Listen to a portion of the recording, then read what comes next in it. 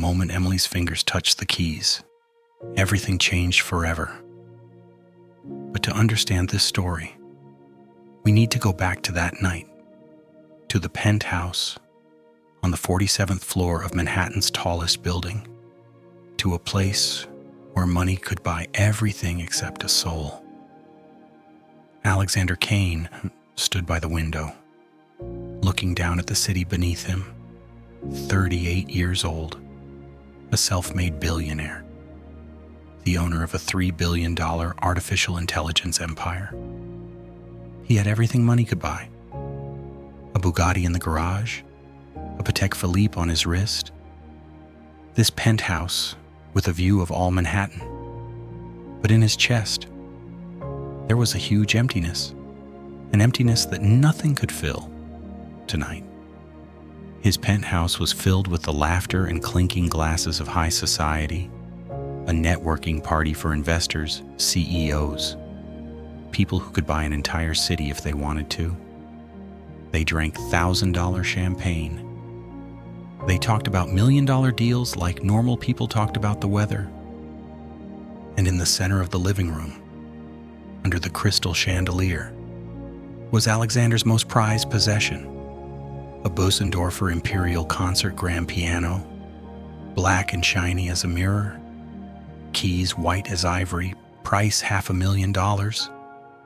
It sat there like a work of art, beautiful, perfect, and completely soulless, because no one had ever played it. Not once. But tonight, that was about to change. And with it, Alexander Kane's entire life. Throughout the penthouse, $1 million paintings hung on the walls, floors made of Italian marble, furniture imported from Europe. Everything was expensive, everything was perfect, and everything was as cold as the soul of its owner. Alexander Kane built his empire from nothing: a garage in Silicon Valley, an idea about artificial intelligence, and the ruthlessness necessary to turn an idea into reality. He had crushed competitors, bought out companies, fired hundreds of people without blinking, because success doesn't wait for the weak. Now, at 38, Alexander had everything, but he had no one, no family, no real friends, only people who wanted something from him: money, connections, opportunities. A man in an Armani suit spoke loudly.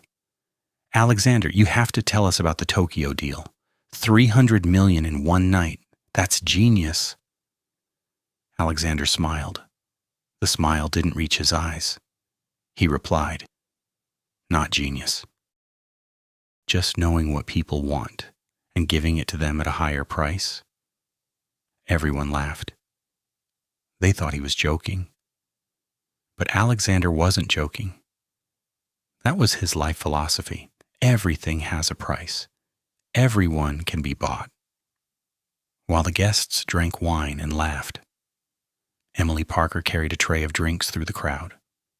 26 years old, brown hair tied back neatly, pale blue eyes, tired, hands calloused from hard work, a simple black dress and white apron, the uniform of the catering service company. Emily was careful not to bump into anyone. These people frightened her. Not that they would hurt her, but that they would see through her. See a 26-year-old girl with nothing but debt and dead dreams. Their clothes cost more than her entire year's salary. Their watches could pay her rent for 2 years. They talked about buying houses in the Hamptons like she talked about buying milk at the grocery store. Emily worked 3 jobs to survive.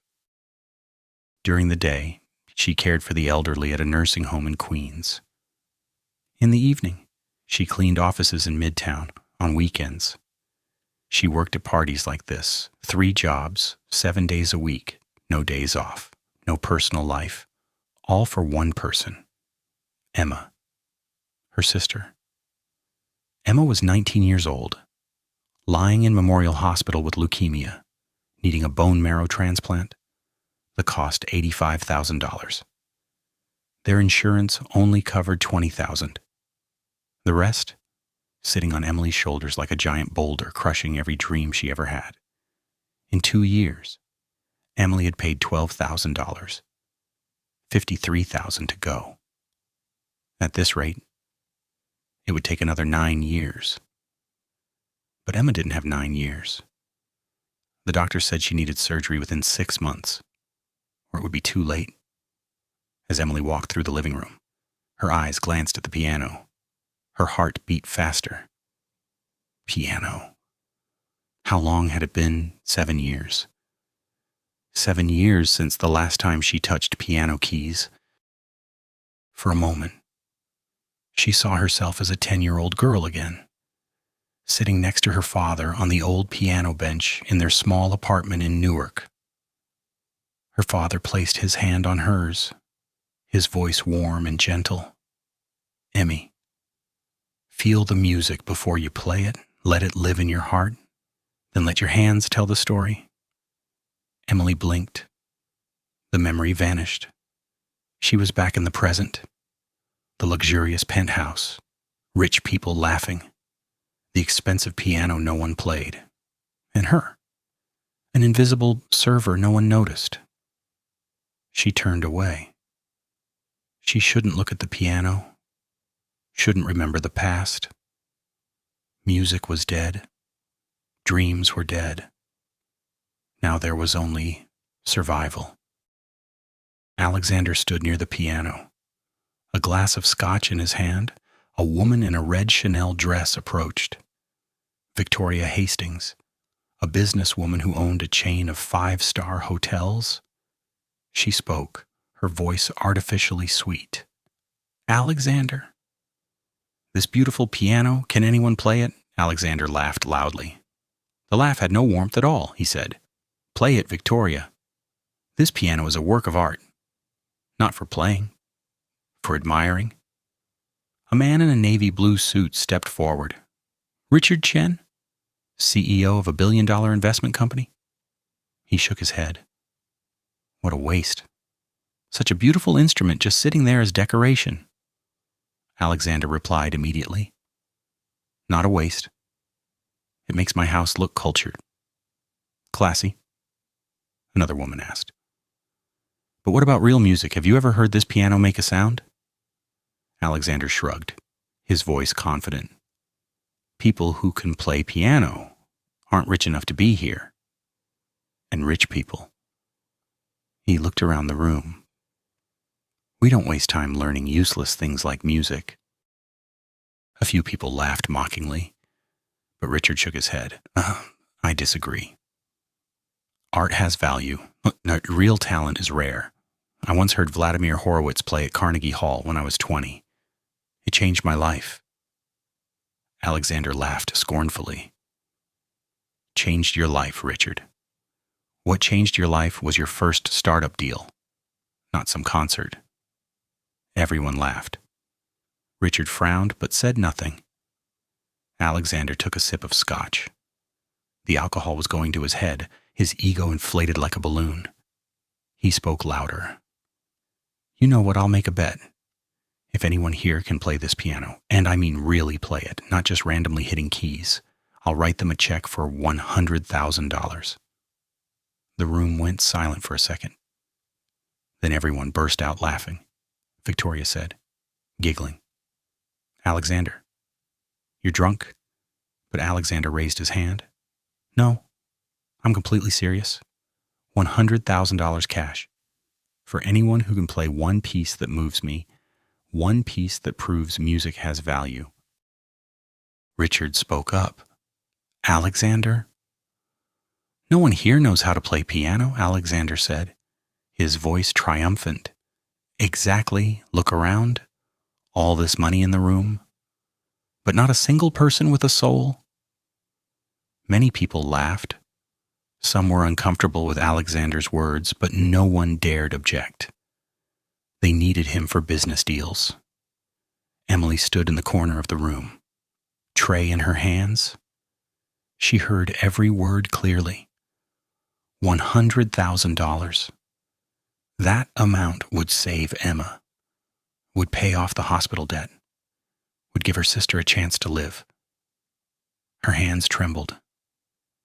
The tray shook slightly, making a noise. A few people turned to look at her with irritated expressions. She was the help. She wasn't supposed to make noise. Emily bowed her head apologetically, but her eyes didn't leave the piano. It seemed to glow in the light. It was calling her name. Alexander spoke louder, enjoying his game. "Come on, doesn't anyone dare to try? Are all of you too afraid?" Everyone laughed. Some took out their phones. They wanted to record someone failing, to share and mock later. Emily stood motionless. In her head, two voices were fighting. One voice whispered, "Don't do something stupid, they'll mock you. You haven't played piano in 7 years. You'll embarrass yourself." But the other voice, stronger, said, "Emma is lying in the hospital. Emma is dying slowly. This is the only chance." Her hands gripped the tray tightly. Her heart pounded like drums. In her chest, she felt something awakening, something that had been asleep for 7 years. The soul of a musician. She whispered in silence, a prayer no one could hear. "Papa, if I can do this, please help me." Emily stood there, unmoving. The world spun around her, but she felt nothing except her heart beating. $100,000. Music. Her father. Emma. Everything intertwined in her mind like a storm.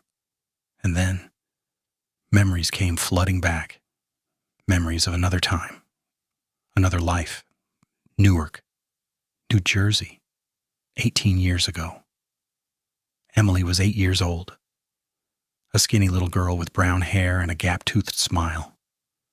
She sat next to her father on the old piano bench. The piano stood in the living room of their small 2-bedroom apartment. David Parker, her father, was a music teacher at a public school. He wasn't rich. His monthly salary was just enough to cover living expenses and buy a few music books for his students. But he had something money couldn't buy. A love for music, and the ability to pass that love to his daughter.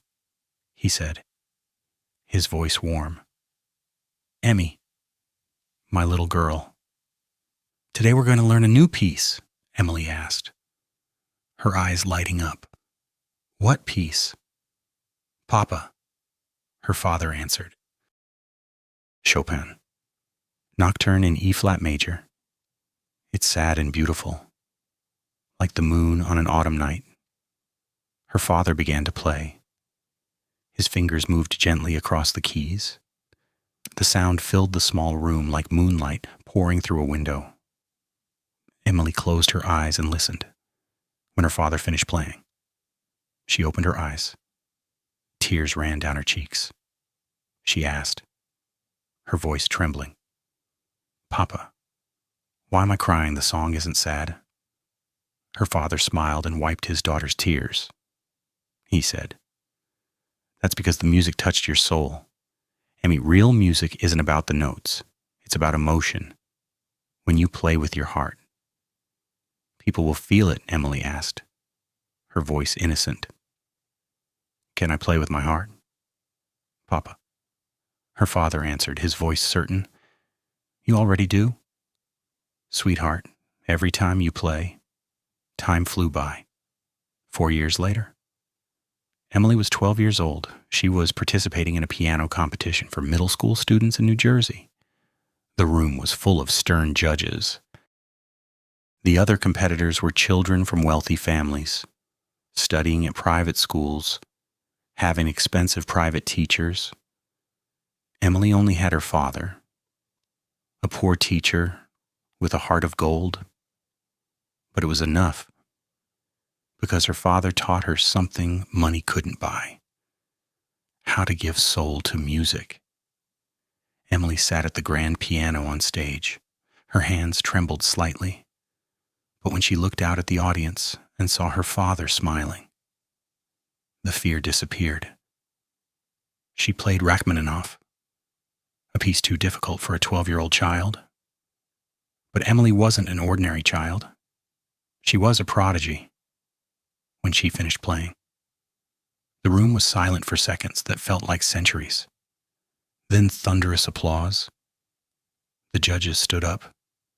Some had tears in their eyes. Emily won first place. But more importantly, she received something else. A full scholarship to Manhattan School of Music. Her father hugged her tightly after they announced the results. He whispered in her ear, "I'm proud of you. Emmy, you're going to be a great artist," Emily said, her voice full of determination. "I'll make Papa proud. I promise." 7 years later, Emily was 19 years old, a sophomore at Manhattan School of Music. She was at the peak of her life. Professors said she would play at Carnegie Hall before age 25. Scouts from major symphony orchestras came to watch her perform. The future was as bright as the sun. Then the world collapsed. One night in October, rain. A truck lost control on I-95.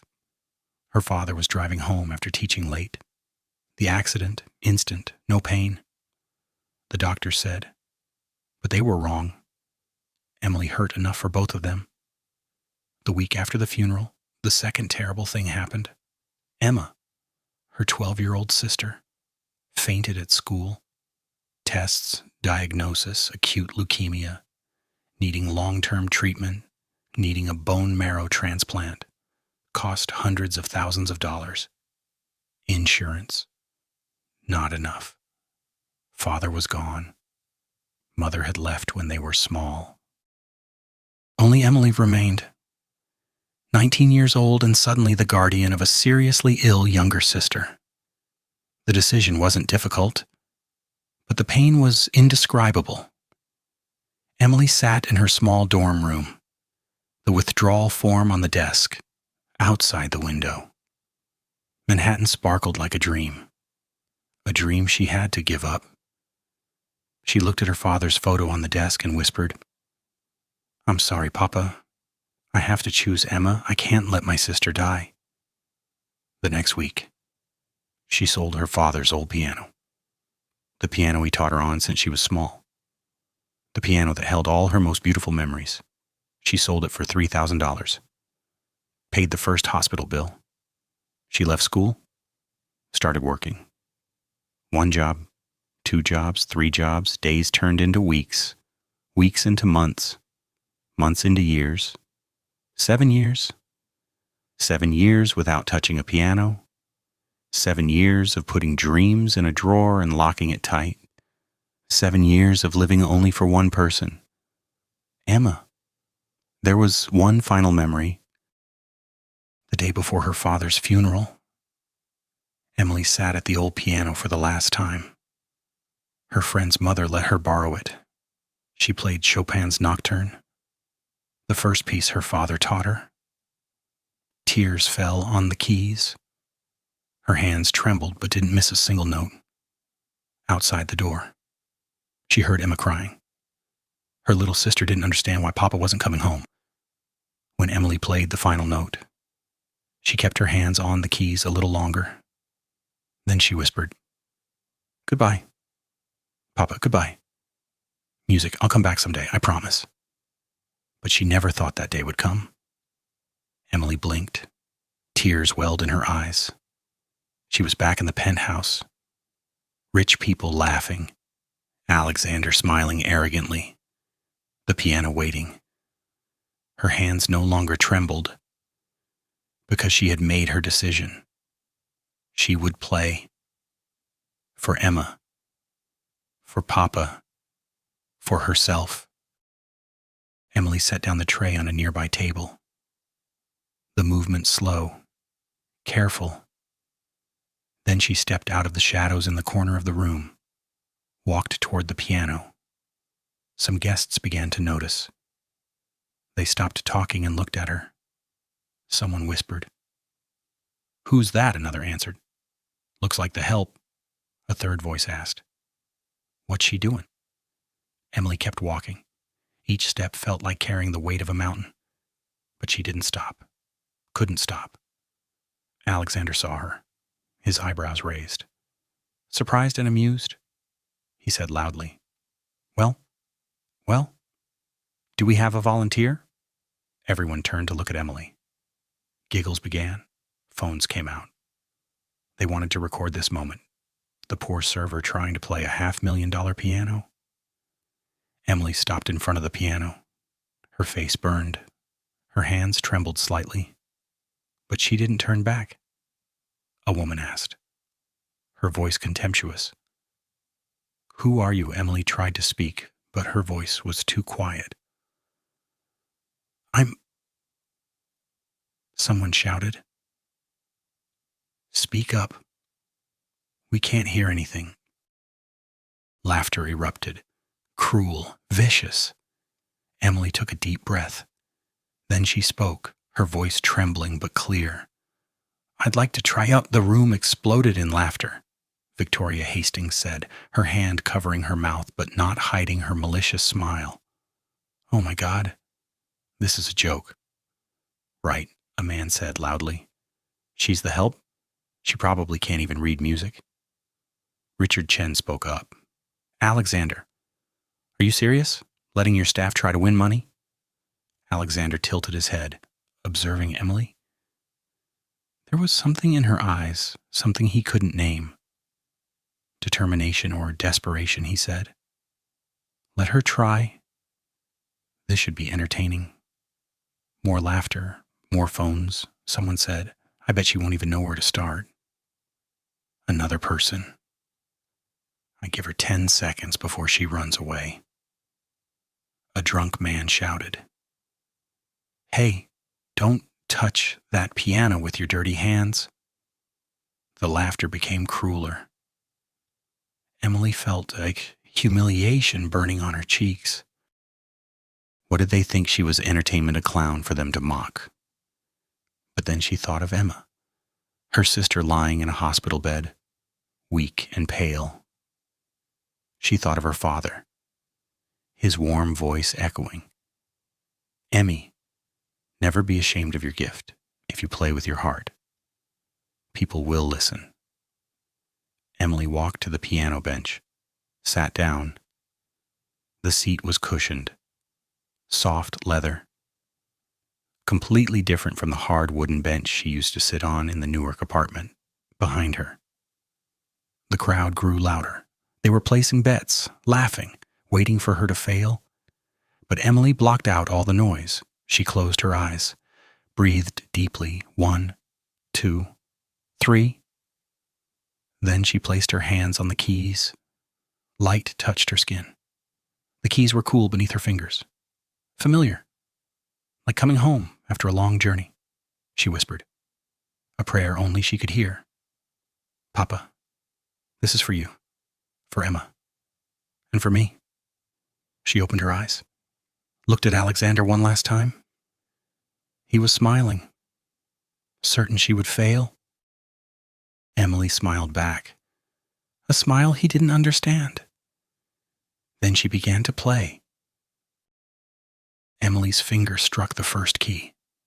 The sound filled the room like a bell, not tentative, not hesitant, but clear, perfect, absolute. The second note, third, fourth. Emily began to play Rachmaninoff Piano Concerto No. 2, one of the most challenging pieces ever written. The piece she played when she was 12. The piece her father loved. The opening was gentle, melancholic, like a whisper from another world. Her left hand played low notes that sounded like a heartbeat. Her right hand played a melody that soared above like a bird singing. The laughter in the room began to die down. One by one, People stopped talking, turned to look at the piano, because the sound coming from it wasn't the clumsy noise they expected. It was music, real music, music beautiful enough to hurt. Emily's hands moved across the keys with grace impossible to fake. Her fingers danced, flew, caressed the piano. The music swelled, grew, became powerful. Her whole body swayed with the rhythm. She was no longer Emily the server. She was Emily the artist. She was Emily the musician. She was the Emily the world had forgotten. Her eyes were closed tight, her face serene but intense. Tears streamed down her cheeks, but she didn't wipe them, because tears were part of the music. She poured 7 years of suppressed pain into every note.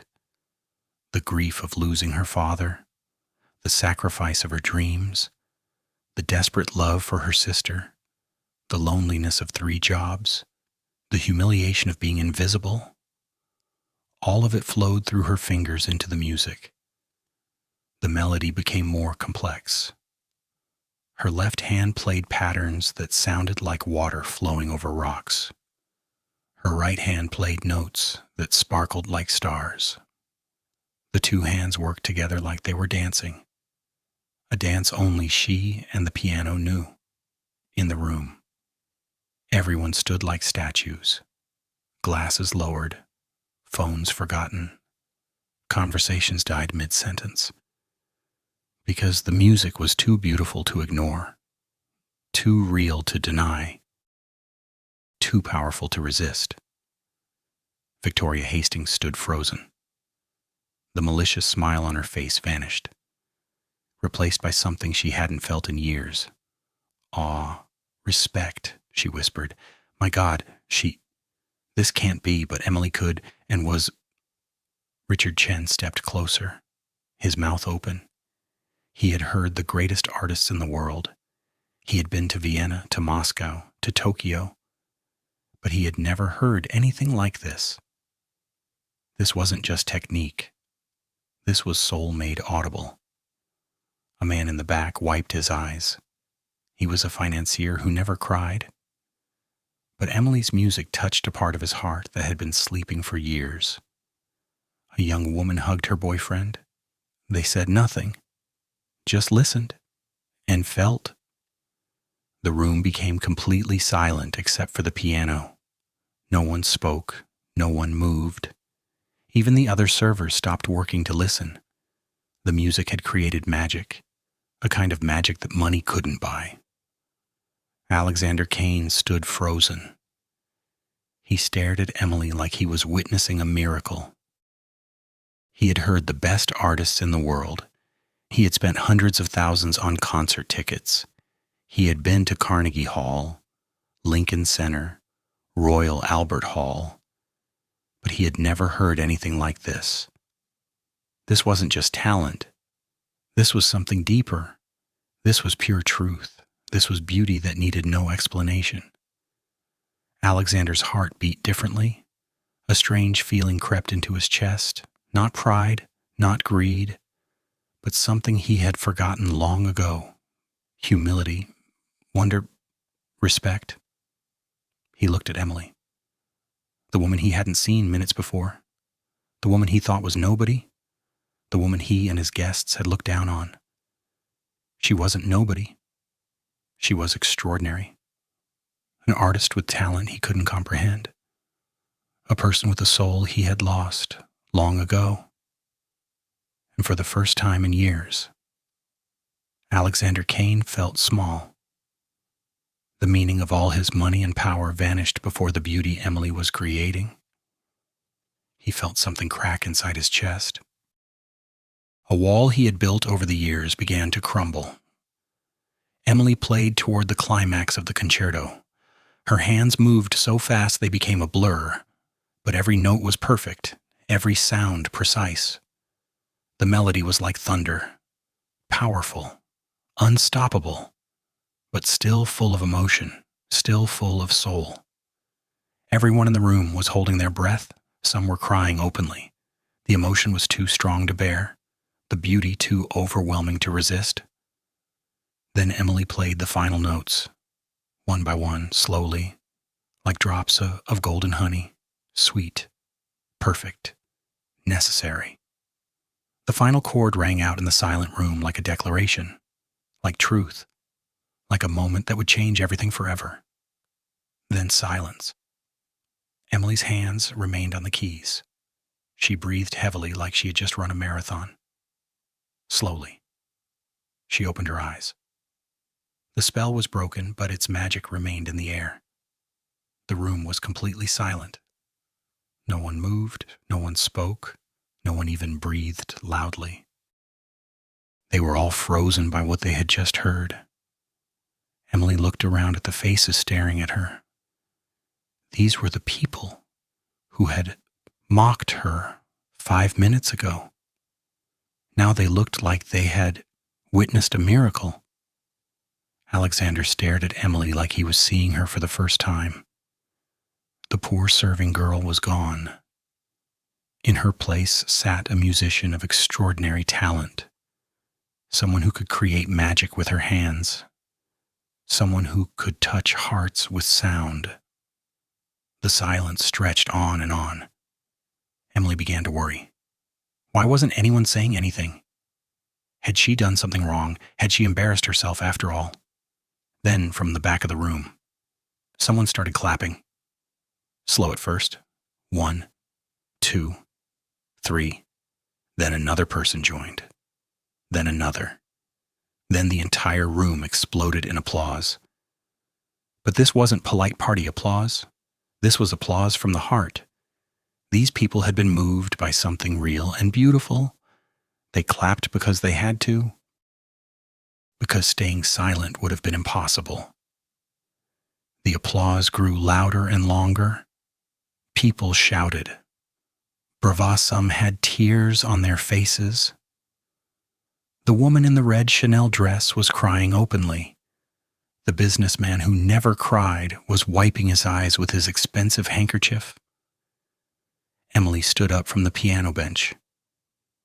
She felt dizzy. The last 10 minutes felt like a dream.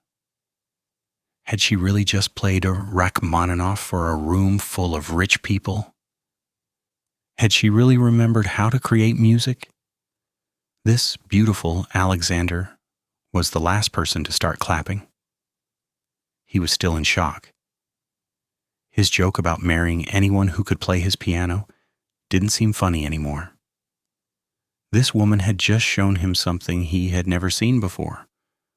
Real talent, real artistry, real beauty. Emily picked up her serving tray from the small table. She wanted to go back to work. She wanted to disappear into the crowd again. She had shown these people who she really was. Now she needed to return to the real world. But as she walked toward the kitchen, people reached out to touch her arm. They wanted to tell her how beautiful her playing was. They wanted to know where she learned to play like that. They wanted to know who she was. A man grabbed her gently by the elbow. Please wait. That was extraordinary. Where did you study, Emily? Smiled politely but briefly. Thank you. You're very kind. She tried to keep walking, but more people surrounded her. Victoria Hastings, the woman who had mocked her minutes before, stepped forward. Her face was completely different now. Tears streaked her makeup. She said, her voice sincere. I'm so sorry for how I treated you. That was the most beautiful thing I've ever heard. Richard Chen pushed through the crowd. Young lady, I must know. Who was your teacher? What school did you attend? Emily felt overwhelmed. All these questions, all these faces. She just wanted the money for Emma. She hadn't expected this. She looked around for an escape, but there was none. Then Alexander's voice cut through the crowd. Ladies and gentlemen, please, give her some space.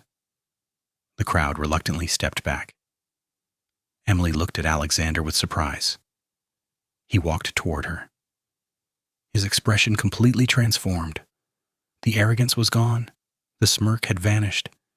In its place was something that looked like wonder, maybe even reverence. Alexander stood in front of Emily. He spoke, his voice soft. "Who are you?" Emily swallowed. "I'm nobody. Just the help." Alexander shook his head slowly. "No, you're not nobody. What I just witnessed, what everyone here just experienced. That was..." He struggled for words. "I don't have words for it. That was priceless." He reached into his jacket and pulled out his checkbook. His hands were shaking slightly as he opened it. "I owe you $100,000. But honestly, that's not enough.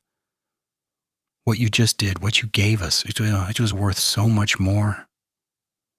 Emily watched as Alexander wrote the check. His handwriting was neat, precise. When he tore it from the book and handed it to her, she stared at it. $100,000. Made out to Emily Parker. Signed Alexander Kane. It was real. This was actually happening. Her hands trembled as she took the check. $100,000. More than enough for Emma's treatment. More than she had dared to dream about. She looked up at Alexander. "Thank you. You don't know what this means." "I think I do," Alexander said quietly. His eyes held hers. There was something in his gaze that made her breath catch. Not lust, not pity, but genuine curiosity, genuine interest. Like he was seeing her for the first time and wanted to understand everything about her. The guests continued to press around them. A conductor from a philharmonic orchestra pushed forward. "Miss, I don't know who you are, but I want you to audition for us. Here's my card." A man in an expensive suit spoke up. "I own a record label. We need to talk. What you have, that's rare. That's real. More business cards, more offers, more people wanting a piece of her." Emily felt dizzy. This was too much, too fast. She clutched the check in her hand like a lifeline. Alexander saw her discomfort. He raised his hand again. "Everyone, please, I'm sure Miss..." He paused, realizing he didn't know her last name. "Parker," Emily said softly. "Emily Parker. Miss Parker has had a very overwhelming evening," Alexander continued. "Perhaps we could give her some time. If you'd like to leave your contact information, I'm sure she'll be in touch." The crowd reluctantly began to disperse.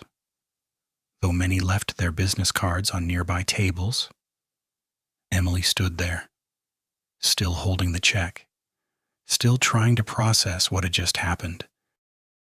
The supervisor from her catering company approached. His face was red with anger. "Emily, you're supposed to be working. What do you think you're doing?" Before Emily could respond, Alexander stepped between them. His voice was cold, authoritative. "She's not your employee anymore. I'm hiring her directly." The supervisor's eyes widened. "You can't just..." "I can," Alexander said firmly. "And I am. You can send her final paycheck to my office." He pulled out his own business card and handed it to the supervisor. "Now, if you'll excuse us." The supervisor looked at the card, saw the name Alexander Kane and the logo of his billion-dollar company, and turned pale. He nodded quickly and hurried away. Emily looked at Alexander in shock. "You didn't have to do that." "Yes, I did," Alexander said. He turned to face her fully. The party continued around them, but it felt like they were in a bubble. Just the two of them. Emily Parker. That's a beautiful name. Would you stay just for a little while? I need to talk to you." Emily hesitated. She should go. She should leave this place and go straight to the hospital to tell Emma the good news. but something in Alexander's eyes made her pause. Something genuine, something that didn't feel like the arrogant billionaire from earlier. "Please," Alexander said again. "I promise I won't take much of your time. I just need to understand. How does someone with your talent end up working at parties?" Emily looked at the check in her hand, then at Alexander, then at the piano that had changed everything. She took a deep breath. "Okay, I'll stay. For a little while." The party wound down over the next hour. Guests left reluctantly, many still talking about Emily's performance. Some stopped to speak to her again, to compliment her, to press their business cards into her hands. By 11 o'clock, the penthouse was empty except for Alexander, Emily, and the catering staff cleaning up. Alexander told the staff they could finish cleaning tomorrow. He paid them double to leave now. Within 10 minutes, the penthouse was silent. Just Alexander and Emily standing in the middle of the enormous living room. The piano sat there like a witness to everything that had happened. "Would you like something to drink?" Alexander asked. "Water, wine." "I have coffee if you prefer." "Water would be good," Emily said. Her throat was dry. Her hands were still trembling slightly. Alexander walked to the kitchen and returned with 2 glasses of water. He handed one to Emily, then gestured toward the balcony. "Would you like some fresh air? The view is nice." They walked out onto the balcony. The night air was cool. Manhattan spread out below them like a carpet of lights. The city that never sleeps, alive and glowing in the darkness. Emily had never seen the city from this high up. It was beautiful, almost like a different world. They stood at the railing in silence for a moment. Then Alexander spoke. "Tell me your story, please. I need to understand." Emily took a sip of water. She wasn't sure where to start. How do you explain 7 years of sacrifice to someone who had everything? "What do you want to know? Everything," Alexander said. "Where you learned to play, why you're working 3 jobs, how someone with your talent ends up invisible." Emily looked out at the city. Maybe it was the height. Maybe it was the exhaustion from the emotional performance. Maybe it was the relief of having the check for Emma's treatment. Whatever it was, she found herself talking. Really talking. "My father was a music teacher," she began. "David Parker. He taught at a public school in Newark. He wasn't rich. We lived in a small apartment. But he loved music more than anything. Except me and my sister." She told Alexander about learning piano from the time she was small, about the scholarship to Manhattan School of Music, about her dreams of playing at Carnegie Hall, of being a concert pianist, of making her father proud. Her voice was steady until she got to the next part. "When I was 19, my father was killed in a car accident on I-95. One night driving home from teaching, a truck lost control in the rain. He died instantly." Her voice cracked. "The same week, my sister Emma, she was 12 at the time. She collapsed at school. The diagnosis was acute leukemia. She needed immediate treatment, expensive treatment." Alexander listened without interrupting. His expression had changed from curious to heartbroken. "My mother left when we were young," Emily continued. "It was just me. 19 years old, suddenly responsible for a sick 12-year-old. The medical bills were overwhelming. The insurance didn't cover most of it. I had to make a choice." She paused, her hands gripping the railing. "I chose Emma. I dropped out of school. Sold my father's piano to pay the first hospital bill. Started working, one job, then two, then three. Whatever it took to keep my sister alive. And the music, Alexander asked quietly. I put it away. Emily said, locked it up. Tonight was the first time I've touched a piano in 7 years. Since the day before my father's funeral. The silence that followed was heavy. Alexander stood there, processing everything she had told him. Finally, he spoke. You sacrificed everything, your dreams, your career, your entire future, for your sister. She's all I have, Emily said simply. She's my family. What else could I do? Alexander was quiet for a long moment. Then he said, the $100,000. Is it enough for her treatment? More than enough, Emily said. The surgery costs $85,000. This will cover it. And the recovery, it's a miracle. You have no idea what this means. Alexander turned to face her fully. Emily, I need to tell you something. And I need you to understand I'm not saying this because I pity you or because I want something from you. Emily looked at him warily. What, tonight? When you played? You didn't just win money? You didn't just show everyone your talent? He paused, searching for the right words. You changed my life. Emily frowned. I don't understand. Alexander looked out at the city. I've been successful for years, built companies, made billions, but I've never felt satisfied. There's been this hole inside me that I kept trying to fill with money and deals and acquisitions, but it never worked. I felt empty, purposeless. He turned back to her. Tonight, you showed me something I'd never seen before. Real beauty, real meaning, real soul. For the first time in my life, I felt like I witnessed something that actually mattered. Not a business deal or a stock price, but something true. Emily didn't know what to say. This wasn't what she expected from the arrogant billionaire who had mocked the idea of music having value just hours ago. I want to help you, Alexander said. I want to sponsor your return to music. Emily's eyes widened. What do you mean? I mean quit all your jobs. Focus only on music. I'll cover your living expenses and all of your sister's medical bills. Everything.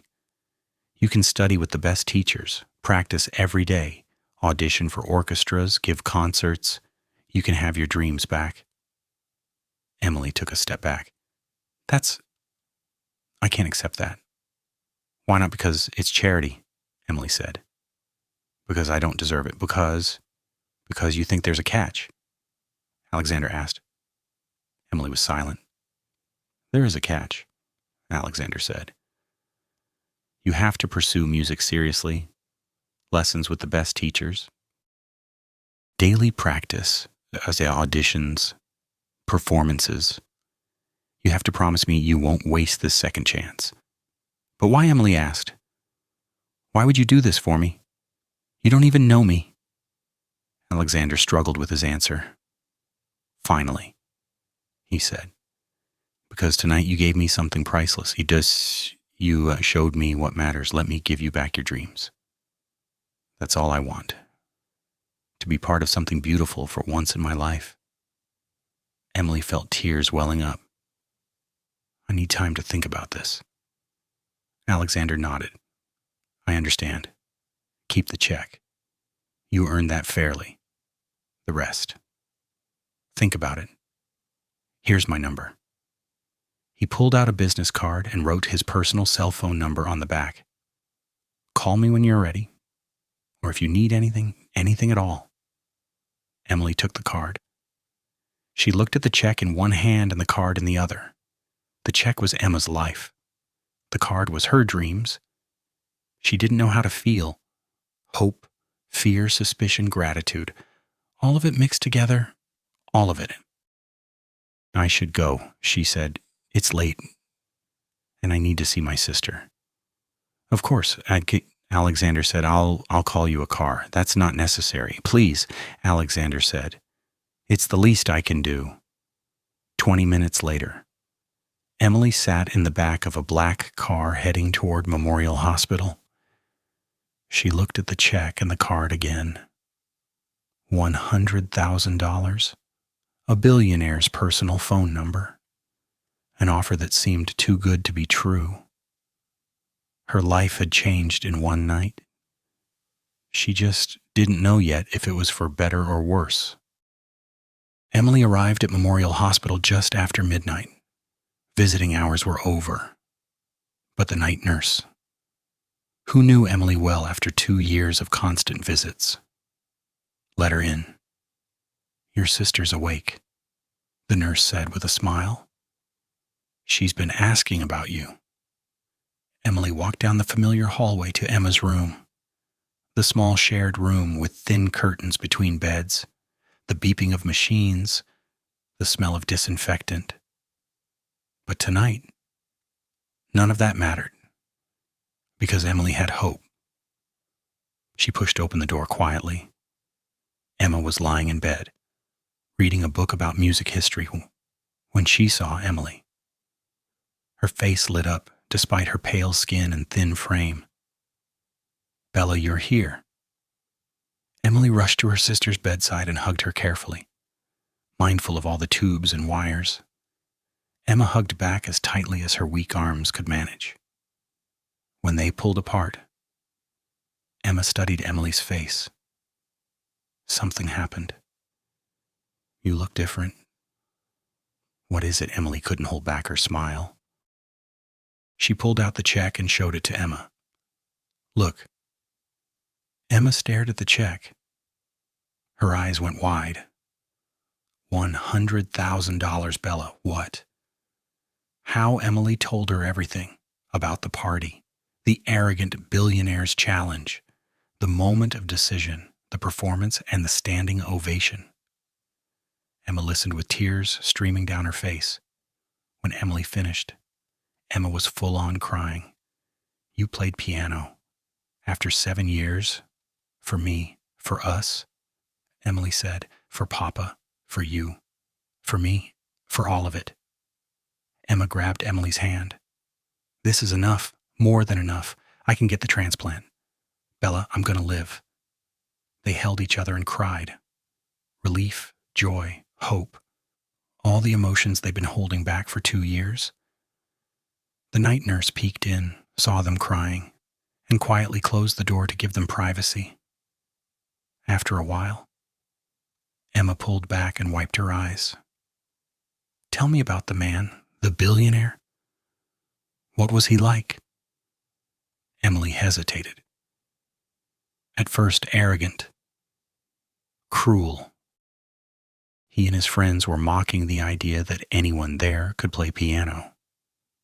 They were mocking me. But after you played different, Emily admitted, he was shocked, humbled. He apologized. And then she pulled out Alexander's business card. He made me an offer. Emily explained Alexander's proposal. Full sponsorship. All medical bills covered, living expenses, the best teachers, a chance to pursue music full-time. Emma listened carefully, her eyes getting wider. When Emily finished, she was quiet for a long moment. Then Emma said, You have to accept. What, Emma? I can't. Yes, you can, Emma said firmly. Despite her weakness, there was strength in her voice. Bella, when Papa died and I got sick, you gave up everything for me, your dreams, your music, your whole life. You've been working yourself to death for 2 years. Now it's my turn.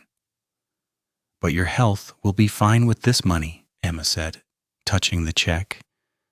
The transplant will happen. I'll recover. But Bella, this is your chance. Papa's dream for you. You can't refuse this. But I don't even know this man, Emily protested. He could want something in return. It could be a trap. Emma smiled weakly. Then get to know him. You're smart. You'll figure out if he's genuine, but Bella, he gave you back music tonight. That has to mean something. Emily sat there, conflicted. Part of her wanted to say yes immediately, to grab this chance with both hands. But another part was terrified. What if she failed? What if she couldn't make it in the music world? What if Alexander's motives weren't pure? Emma squeezed her hand. Listen to me. Papa used to say that life is short and we shouldn't waste it being afraid. He'd want you to take this chance. I want you to take this chance. Please. Bella, do it for Papa. Do it for yourself. Emily looked at her sister. 19 years old, but wise beyond her years. Sick, but still thinking of others. Emma was right. Life was too short. And this opportunity would never come again. Okay, Emily whispered. I'll call him. I'll accept. Emma smiled, and despite her pale skin and gaunt cheeks, she was beautiful. That's my sister. Now go home and get some sleep. Tomorrow, your new life begins. The next morning, Emily stood outside her tiny studio apartment in Queens. Her hands shook as she dialed Alexander's number. It rang once, twice. Then he picked up. Emily. His voice was warm, like he'd been waiting for her call. Hi, it's me. I wanted to accept your offer. If it's still available, of course it is. Alexander said immediately. Are you free today? Can we meet to discuss the details? I'm at the hospital with my sister right now. I'll come to you. Alexander interrupted. Which hospital? Memorial? But you don't have to. I want to meet Emma, Alexander said. If that's okay with you, I want to understand what all this means. Emily felt surprised but touched. Okay. Room 412. I'll be there in 20 minutes. 20 minutes later, Emily was back in Emma's room when there was a knock on the door. Alexander Kane walked in, and he looked completely different from the night before. No expensive suit, just jeans and a simple sweater. In his hands, he carried flowers and a stack of books. He looked younger, more relaxed, more human. Emma's eyes went wide. You're the billionaire. Alexander laughed. It was a genuine sound. Nothing like the mocking laughter from the party. I'm just Alexander. He handed Emma the flowers and books. I heard you like music. These are some of my favorites. The books were about composers, music history, famous performances, thoughtful gifts. Not expensive ones. Emma looked at the books with delight. Thank you. This is so kind. Alexander pulled up a chair and sat down. For the next 30 minutes, he talked with Emma. Not at her, but with her. He asked about her interests, her dreams, what she wanted to do when she recovered. Emma told him about wanting to study music therapy, about how music helped her cope with the pain and fear of treatment. Alexander listened intently, asking thoughtful questions. Emily watched this interaction with growing surprise. This wasn't the arrogant man from the party. This was someone different, someone genuine. Emma clearly liked him. By the end of the conversation, she was smiling more than Emily had seen her smile in months. Finally, Emma looked at Alexander seriously. Take care of my sister. She never takes care of herself. Alexander looked at Emma with equal seriousness. I promise. It felt like more than a promise about music lessons. It felt like an oath. Emily felt her cheeks warm. Emma smiled knowingly. She saw something that Emily wasn't ready to acknowledge yet. After they said goodbye to Emma, Alexander and Emily went to the hospital cafeteria to discuss the details. Alexander pulled out a contract that his lawyer had drawn up overnight. Emily read through it carefully. The terms were generous, almost too generous. All of Emma's medical expenses covered, including surgery, recovery, medication, everything. A living stipend of $4,000 per month for Emily. Lessons with a master teacher. A practice space provided.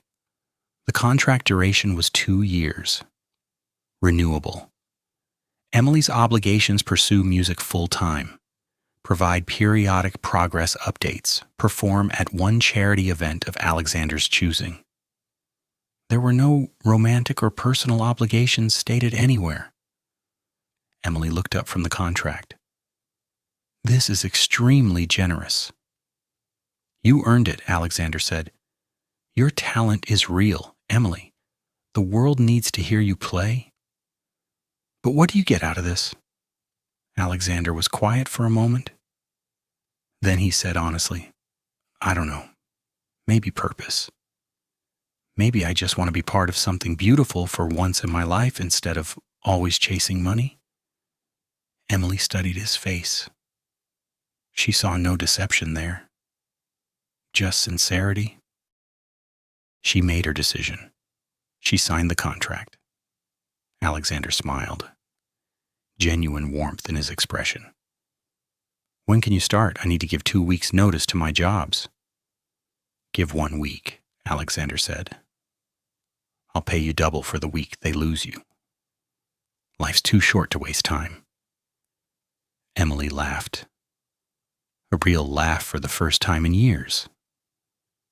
You really are used to buying everything. Not everything, Alexander said, looking at her intently. The best things can't be bought. I'm learning that. The next week changed Emily's life completely. She gave notice at all 3 of her jobs. Her supervisor at the nursing home was sad to see her go. You're one of the best we've had, Mrs. Chen said. But I'm happy for you. Go live your dreams. The cleaning company was less understanding.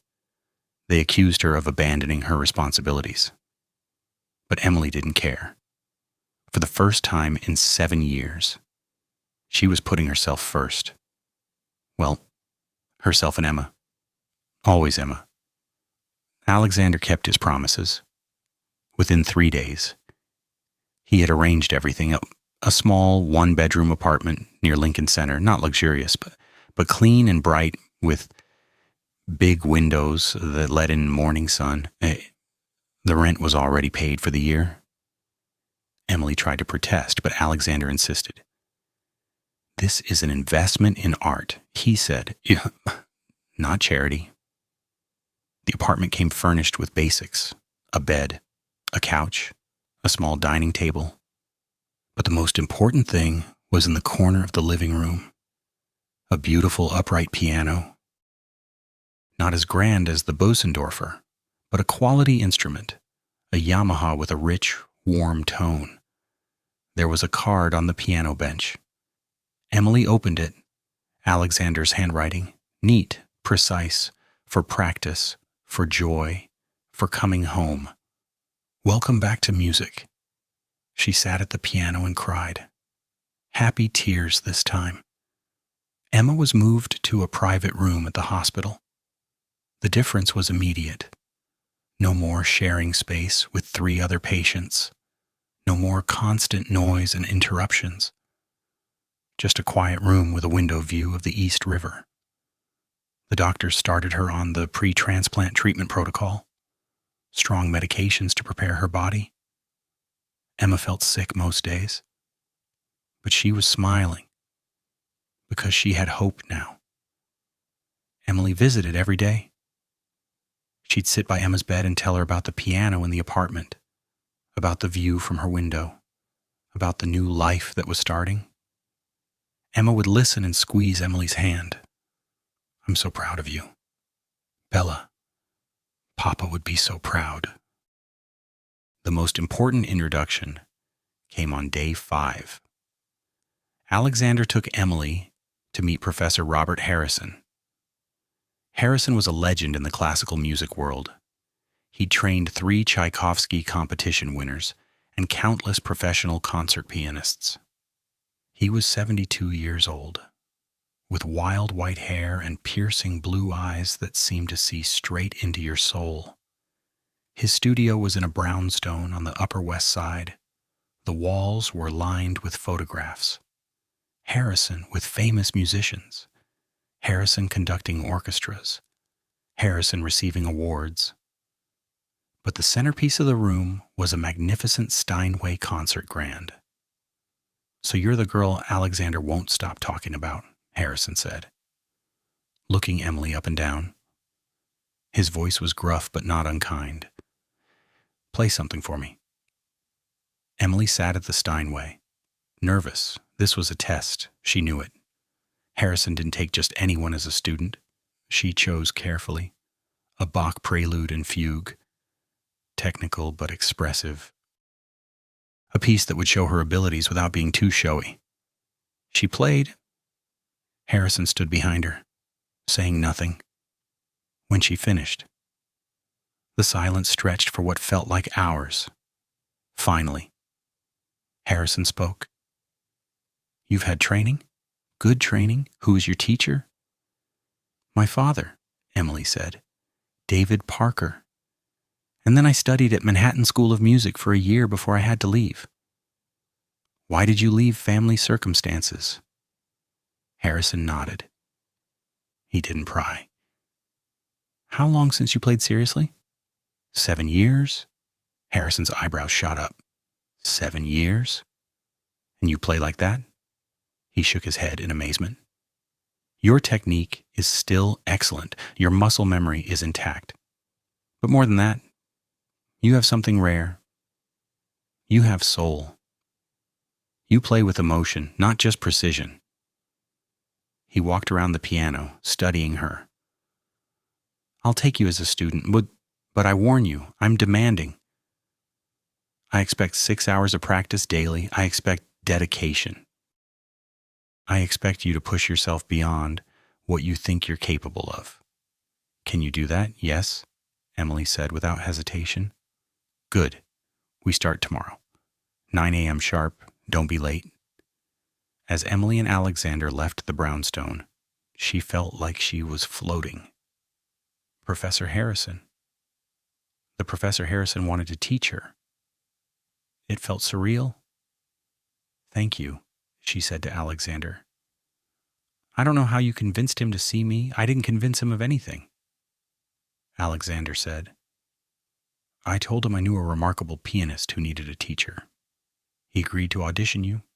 The rest was all you." They walked through Central Park. It was late afternoon, and the park was beautiful. Golden light filtered through the trees. People jogged and biked past. Emily felt like she was seeing the world in color for the first time in years. Everything was so alive, so vibrant. "Can I ask you something?" Alexander said. "Of course.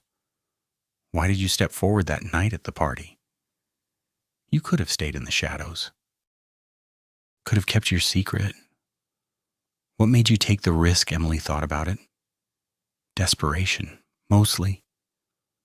The money for Emma, but also, she paused. "I heard you mocking music, saying it had no value, and I was angry. I wanted to prove you wrong."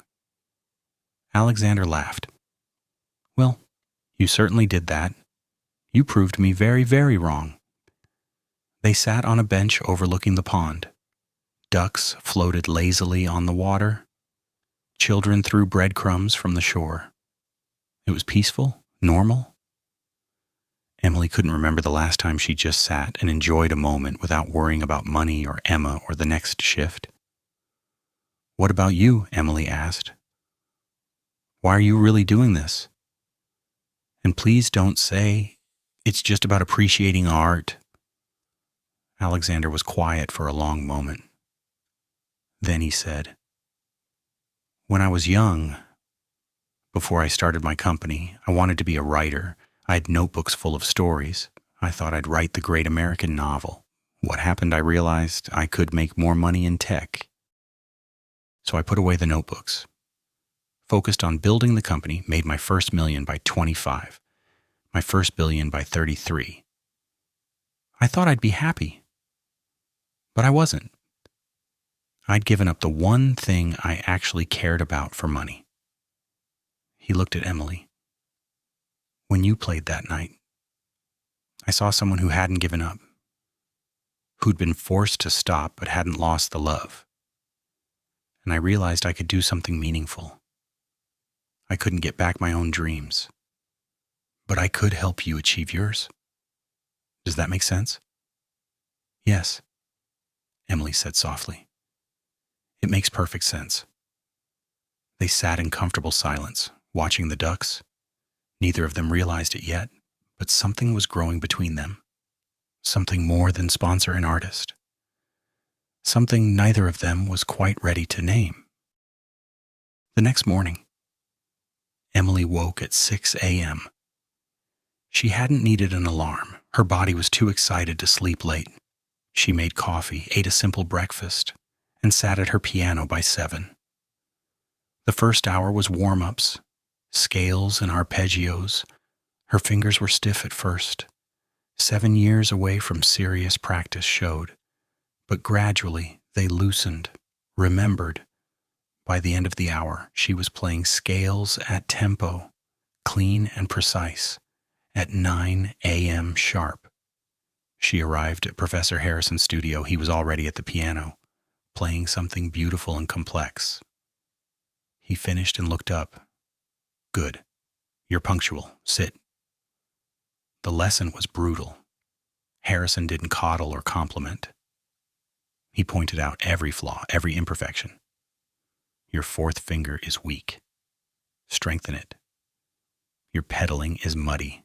Clean it up. You're rushing the tempo. Feel the music. Don't race it. 3 hours later. Emily left, exhausted but exhilarated. She had more to work on than she'd thought possible. But Harrison's criticism wasn't cruel. It was constructive. He was pushing her because he believed she could be great. She practiced at home for 3 more hours, then visited Emma at the hospital, then home again for another 2 hours of practice. By 10 p.m., her fingers ached, her back hurt from sitting, but she'd completed her 6 hours. This became her routine. Wake, practice. Lesson with Harrison, practice. Visit Emma, practice. Sleep, repeat. Week 2 was harder. The novelty wore off. The reality set in. This was work. Hard, grinding, sometimes frustrating work. There were days when her fingers wouldn't cooperate, when she played the same passage 50 times and still couldn't get it right, when she wanted to scream or cry or give up. But she didn't give up. Because every evening when she visited Emma, her sister would ask, "How was practice today?" And Emily would tell her, and Emma's eyes would light up. And that made it all worthwhile. Week 3 brought a surprise. Alexander started visiting during her practice time. He'd knock softly, ask if he could come in, then sit quietly on the couch while she played. He never interrupted, never made demands, just listened. At first, Emily found it distracting. She was self-conscious about making mistakes in front of him. But gradually, she got used to his presence, and she noticed something strange. She played better when he was there, with more confidence, more emotion, like she was performing for an audience of one. After practice, they'd talk about music, about life, about everything and nothing. Alexander told her about his company, the challenges of managing thousands of employees, the pressure of board meetings and shareholder expectations. Emily told him about her childhood in Newark, the tiny apartment, her father's patient teaching. They ordered takeout sometimes, Chinese food eaten straight from the containers on her small dining table, or pizza from the place down the street. Simple meals, but they tasted better than anything Emily had eaten in years, because she was sharing them with someone who cared. One evening, Alexander brought his laptop. "Can I show you something?" "Of course." He pulled up a video. It was Emily's performance from the party. Someone had recorded it and posted it online. "It has 50,000 views," Alexander said. "Look at the comments." Emily read them. "This gave me chills. Who is this woman? She's incredible. I've been searching for her name everywhere. This is what real talent looks like. People are noticing," Alexander said. "You're becoming known." Emily felt a flutter of anxiety mixed with excitement. Known. That had been her dream once, before everything fell apart. Could it actually happen now? Week 4 brought the first real test. Professor Harrison organized a small concert at his studio. 30 people would attend: musicians, critics, teachers, people who understood music at a deep level, people who would judge harshly if she wasn't good enough. "This isn't a friendly recital," Harrison warned. "These people will be listening critically. They'll hear every mistake, every hesitation. You need to be perfect." Emily practiced the program obsessively. She chose 3 pieces: the Chopin Nocturne her father had taught her first, a Beethoven sonata that was technically demanding, and a contemporary piece by an American composer. Something most of her audience wouldn't expect. The night of the performance, Emily arrived an hour early. The studio had been transformed.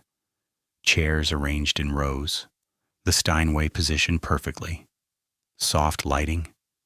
It looked professional, almost like a real concert hall. Emma couldn't attend. She was having a rough day with the treatment. But she made Emily promise to record it on her phone. "I want to see everything," Emma said. The audience filed in.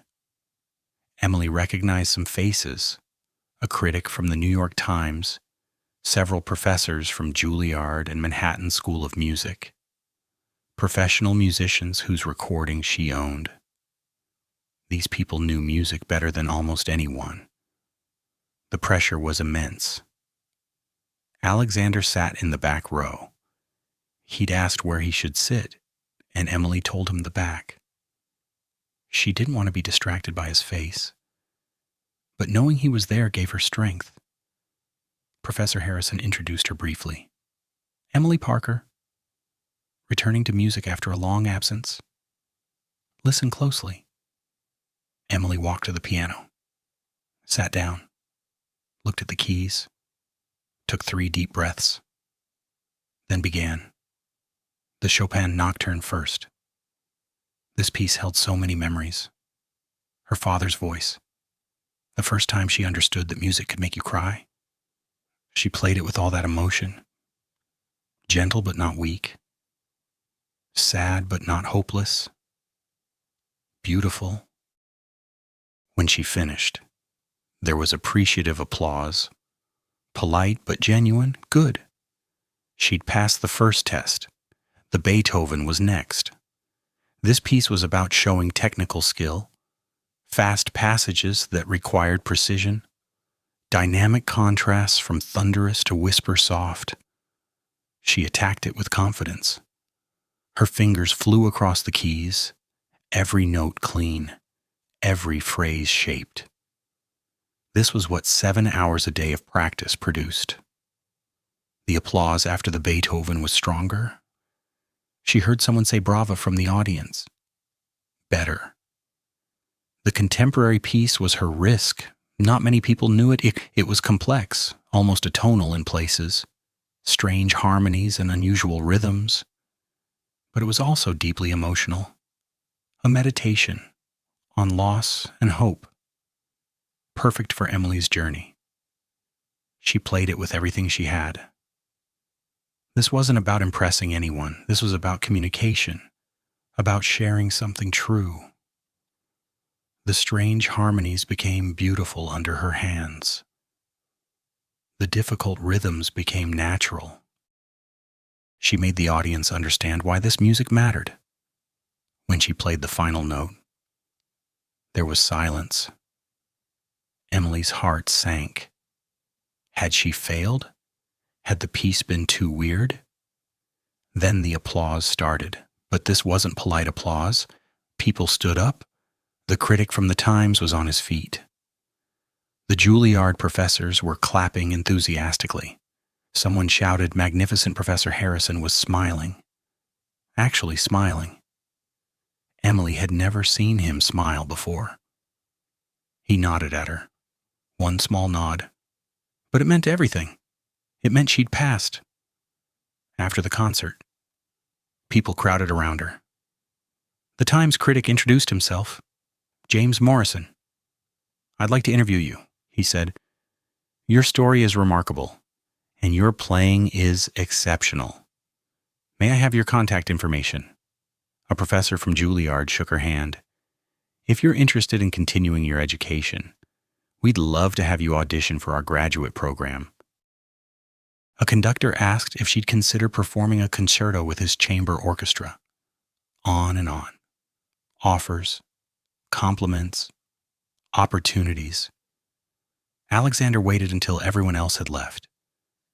Then he approached. His eyes were shining.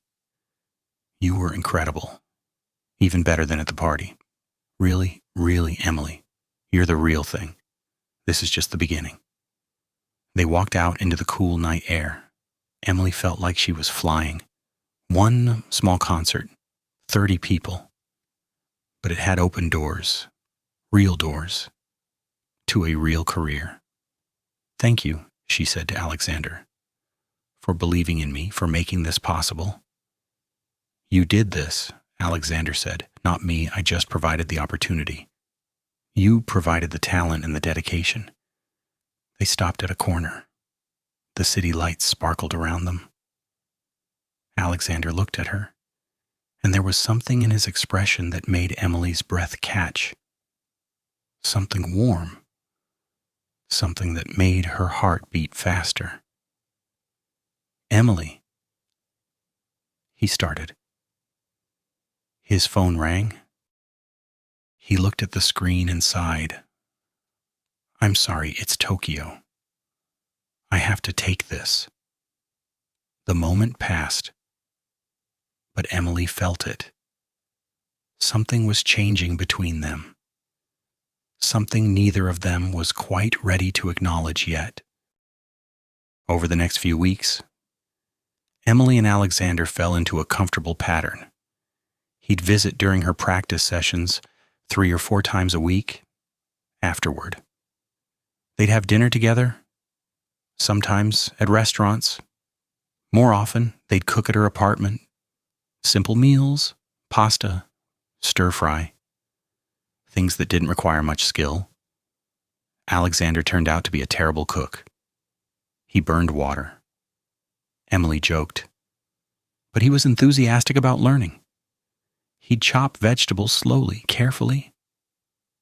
While Emily handled the actual cooking, they'd talk while they worked, about everything, music, business, books, movies, their childhoods, their dreams.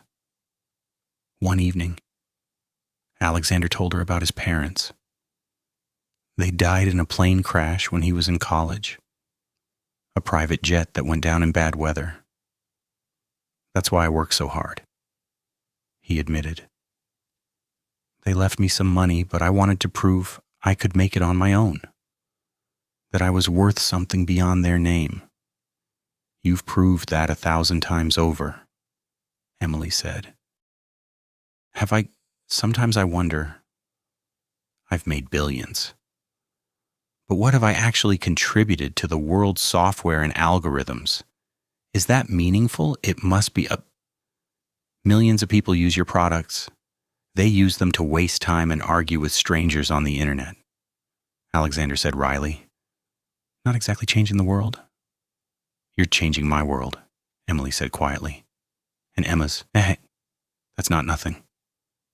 Alexander looked at her. No, that's not nothing. Another evening, Emily told him about her mother. She left when I was 8 and Emma was 2, just walked out one day. Dad came home from teaching and found a note. She couldn't handle the responsibility, couldn't handle being poor. We never heard from her again. I'm sorry, I used to be angry about it, but now I just feel sad for her. She missed watching us grow up, missed knowing Emma, missed everything that mattered because she was chasing something she thought would make her happy. Do you ever wonder where she is sometimes? But I don't try to find her. She made her choice. Alexander reached across the table and took Emily's hand. It was the first time they'd had physical contact beyond casual touches. His hand was warm, strong. Emily felt electricity run up her arm. You're remarkable, Alexander said. The way you handled everything, raised your sister, gave up your dreams, never became bitter. I was bitter, Emily admitted. For a long time, every time I heard music, I'd feel this rage. But staying angry just hurt me. It didn't change anything. They sat there, hands joined, looking at each other.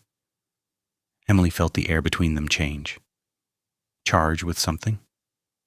She should pull her hand away. This was complicated. He was her sponsor. There was a power dynamic. But she didn't want to let go. Alexander seemed to realize the same thing. He gently released her hand. I should go. Early meeting tomorrow. Okay. But neither of them moved. Finally, Alexander stood. Good night. Emily. Good night. After he left, Emily sat at her table for a long time. Her hand still felt warm where he'd touched it. This was dangerous. She couldn't develop feelings for Alexander Kane. Could she, Emma, notice the change during one of Emily's visits? You talk about him differently now, Emma observed. It's not Alexander helped me with this or Alexander arranged that. It's Alexander told me the funniest story, and Alexander thinks I should try this piece. I don't know what you mean. Yes. You do, Emma said with a knowing smile. You like him. He's been kind to us. It's more than that. And I think he likes you too. The way he looked at you when he visited last week. Bella, that man is falling for you. Don't be ridiculous. He's a billionaire. I'm a pianist who's just starting out. We're from completely different worlds. So Romeo and Juliet were from different families. Cinderella was a servant. Beauty fell in love with a beast. Different worlds don't matter when it's real. Those are fairy tales. So is your story, Emma said. Poor girl plays piano at rich man's party, changes both their lives, if that's not a fairy tale. What has Emily wanted to argue? But she couldn't. Because Emma was right. She was developing feelings for Alexander Kane. Deep feelings. And that terrified her. Week 8 brought disaster. Emma's pre-transplant treatment hit a major complication, a serious infection that her weakened immune system couldn't fight. Within hours, she was in the ICU. Fever of 104 degrees. Barely conscious. Emily got the call during practice. She dropped everything and ran to the hospital. By the time she arrived, Emma was on a ventilator. Doctors and nurses swarmed around her bed. The head oncologist, Dr. Martinez, pulled Emily aside. The infection is serious. We're hitting it with strong antibiotics. But her body is very weak. The next 48 hours are critical. Is she going to die? Emily's voice was barely a whisper. We're doing everything we can. Emily called Alexander Kane. Her hands shook so badly she could barely dial. When he answered, she couldn't speak. Just sobbed into the phone. Emily, what's wrong? Where are you? Hospital. Emma, I'm coming. Stay there. 20 minutes later. Alexander burst into the ICU waiting room. He found Emily curled in a chair, shaking. He sat beside her and pulled her into his arms. She collapsed against his chest and cried. Great, wrenching sobs that shook her whole body. She's all I have. Emily gasped between sobs. If I lose her, I have nothing. You're not going to lose her, Alexander said firmly. She's strong. She's a fighter, like you. You don't know that, and the doctor said. I don't care what the doctor said. Emma isn't giving up, and neither are you. They sat like that for hours. Alexander held Emily while she cried herself out, brought her coffee, made her eat a sandwich even though she said she wasn't hungry, talked to the nurses, got updates from the doctors. He never left. Not when his assistant called with urgent business. Not when evening turned to night. Not when the uncomfortable waiting room chairs made his back ache. He stayed with Emily because that's where she needed him. The vigil stretched through the night. Emily dozed fitfully against Alexander's shoulder. He stayed awake, keeping watch, making sure the medical staff was doing everything possible. At one point, he pulled out his phone and made calls. Quiet calls where Emily couldn't hear. He wasn't taking chances. By morning, the fever broke slightly. Emma opened her eyes, looked around confused, then found Emily. Bella Emily rushed to the bedside. I'm here. Sweetie, I'm here.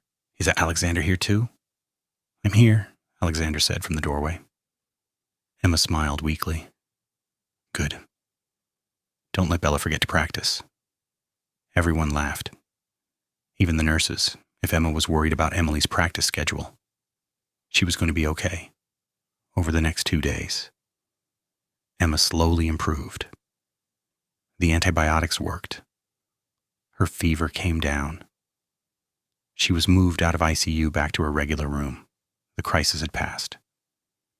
You called in specialists. Didn't you? Emily asked Alexander on the third day. They were in the hospital cafeteria, both exhausted. I made some calls. Alexander, don't tell me I shouldn't have. She needed the best care. I made sure she got it. Emily felt tears well up again. But these weren't tears of fear. They were tears of gratitude. Thank you. I don't know how to thank you. You don't need to thank me. Emma is important to you. That makes her important to me. Why, Emily asked, why do you care so much? Alexander looked at her, really looked at her. His expression was intense, almost vulnerable. I think you know why. Alexander, I'm not asking you for anything, he said quickly. I'm not expecting anything. I just need you to know that I care about you. Deeply. More than I should, probably. Emily's heart pounded. This is complicated. I know. You're my sponsor. There's a power dynamic. I know that too, and I can't afford to be distracted. I need to focus on music, on rebuilding my career. I understand. They sat in silence. Everything had just changed.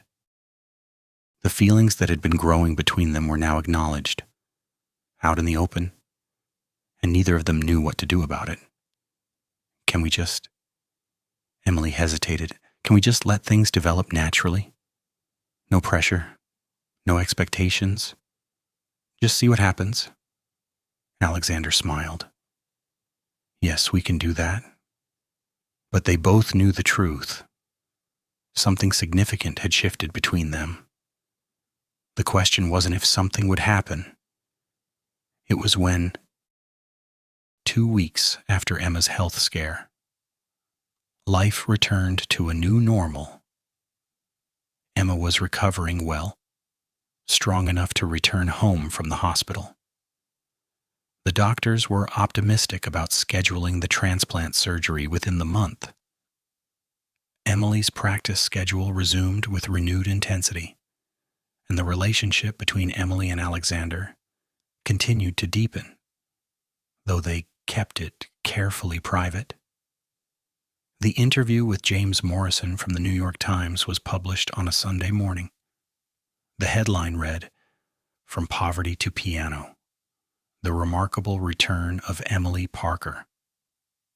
The article was beautiful. Morrison had done his research. He detailed Emily's childhood training with her father, her scholarship to Manhattan School of Music, the tragedy that forced her to leave, the 7 years working 3 jobs to save her sister's life. He described her performance at Alexander's party and her subsequent return to serious music study. Emily Parker, Morrison wrote, represents something rare in the classical music world. Not just exceptional talent, but exceptional character. Her playing possesses a depth of emotion that can only come from someone who has truly suffered and survived when she plays Chopin. You hear not just notes, but a soul speaking. The article went viral immediately, by Monday morning. Emily's name was trending on social media. The video from Alexander's party, which had 50,000 views, suddenly jumped to 5 million, then 10 million, then 20 million. Emily's phone rang constantly. Record labels, concert venues, television producers wanting her on morning shows, magazine editors requesting photo shoots. The attention was overwhelming and terrifying. "I don't know how to handle this," Emily told Alexander. They were sitting in her apartment, her phone buzzing incessantly on the table between them. "You don't have to handle it alone," Alexander said. "Let me help.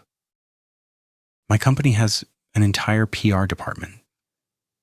I can have them screen your calls, manage the offers, help you decide what's legitimate and what's not. But that's not charity." Alexander interrupted gently. "It's practical support. You're an artist. You should focus on music, not on managing publicity. Please let me help." Emily agreed. Within 2 days, Alexander's team had organized everything.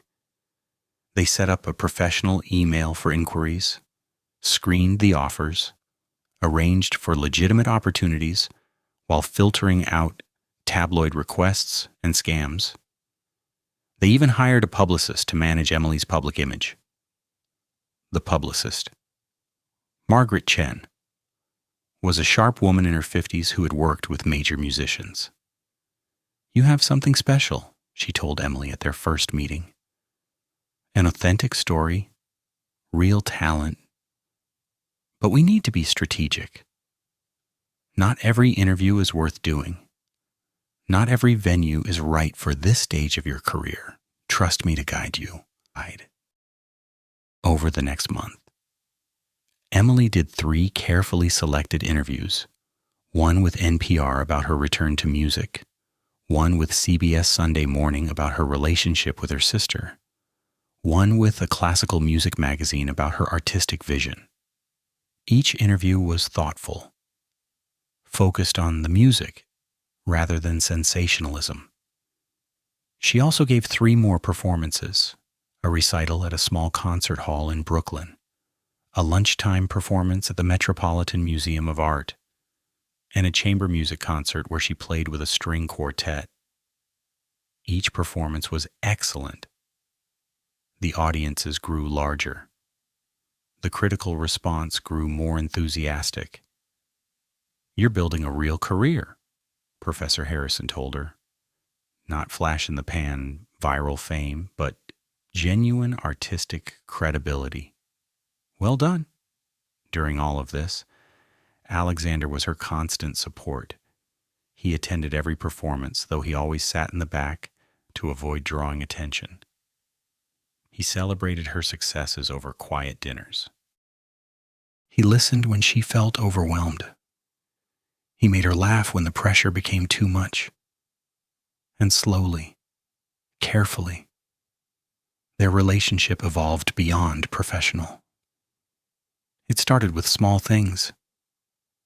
Alexander holding Emily's hand as they walked through the park. Emily resting her head on Alexander's shoulder while they watched a movie at her apartment. A goodbye kiss on the cheek that lingered a moment too long. One evening, they were cooking dinner together. Well, Emily was cooking while Alexander provided largely unhelpful assistance. She was teaching him how to make a proper marinara sauce. He was butchering the tomatoes with enthusiastic incompetence. You're supposed to dice them, not murder them, Emily teased. I'm doing my best, Alexander protested. Not all of us are multi-talented. You run $1 billion company. Surely you can handle a tomato. Running a company is easy. It's just numbers and strategy. This. He gestured at the mutilated tomatoes.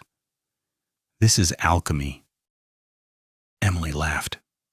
She reached over to show him the proper technique as she guided his hands, demonstrating the cutting motion. She became aware of how close they were standing.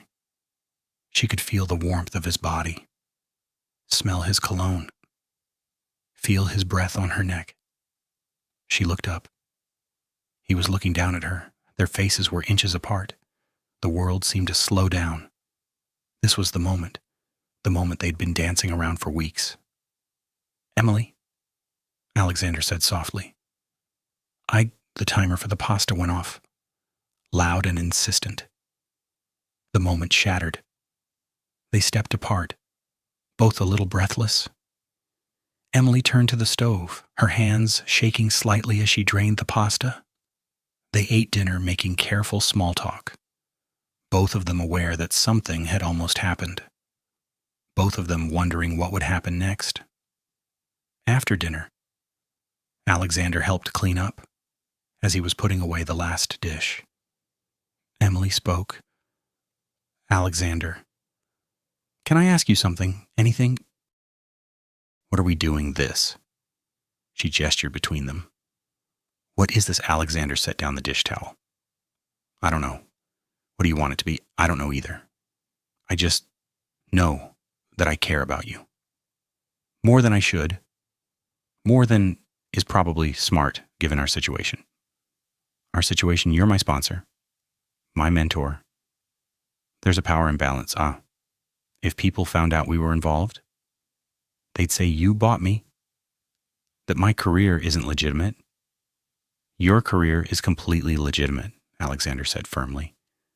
Everyone who's heard you play knows that. But people would talk. They'd diminish everything I've accomplished. Alexander stepped closer. So what do you want to do? Emily looked at him. This man who had changed her life, who had given her back her music, who made her laugh and feel safe and cared for, who looked at her like she was the most important person in the world. I want to be honest, she said. I'm falling for you. I've been falling for you for weeks, maybe since that first night. And it scares me because I could lose everything if this goes wrong. You won't lose anything, Alexander said. He took her hands in his. Emily, I'm falling for you too. Have been since I heard you play. But I won't push you. We can keep this private. Take our time, figure out what this is without pressure from the outside world. You'd be okay with that, keeping a secret if that's what you need. Yes. Emily made her decision. She stepped forward and kissed him. A real kiss this time. Not on the cheek, not tentative, but full and deep and certain. Alexander's arms came around her, pulling her close. They kissed like two people who'd been waiting a long time for this moment. When they finally pulled apart, both breathless, Emily whispered, "We're really doing this, apparently we are," Alexander said with a smile.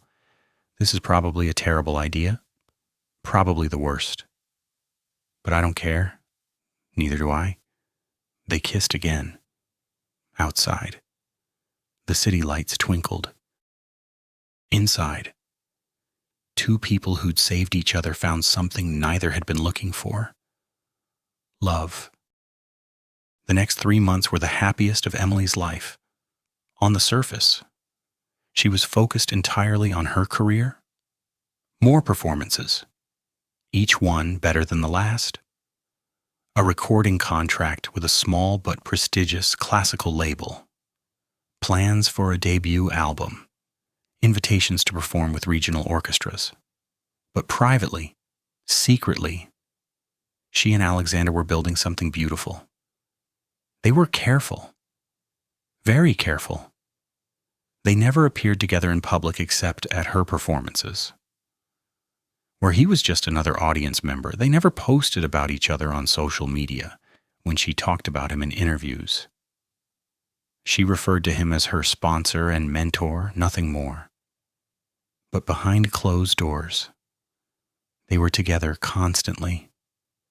Alexander would come to her apartment after she finished practicing. They'd cook dinner together. Alexander's skills slowly improving. They'd watch movies curled up on her couch. They'd talk for hours about everything and nothing. On weekends, they'd escape the city, drive upstate to small towns where no one knew who they were, walk through farmers' markets holding hands, have picnics by quiet lakes, be normal people without the weight of expectations. Emily met Alexander's world carefully. He introduced her to his closest friends. Not the business associates from the party, but his real friends. His college roommate, Marcus, who ran a nonprofit in Brooklyn, his former assistant, Linda, who'd become like a sister to him. They welcomed Emily warmly, clearly happy to see Alexander with someone genuine. "I've known Alex for 15 years, Marcus told Emily over dinner one night. "I've never seen him like this." "Whatever you're doing, keep doing it."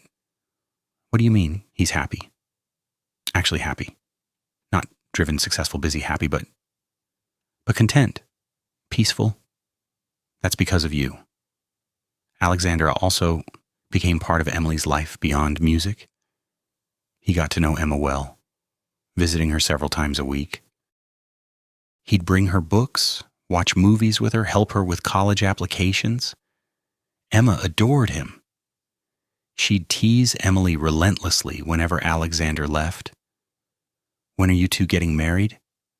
Can I be the maid of honor? Have you picked out baby names yet, Emma? We've only been together a few months. So when you know, one perfect Saturday, Alexander took Emily somewhere special." He blindfolded her in the car, refusing to tell her where they were going.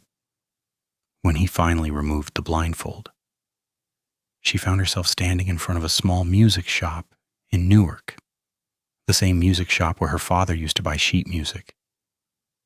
"I don't understand," Emily said.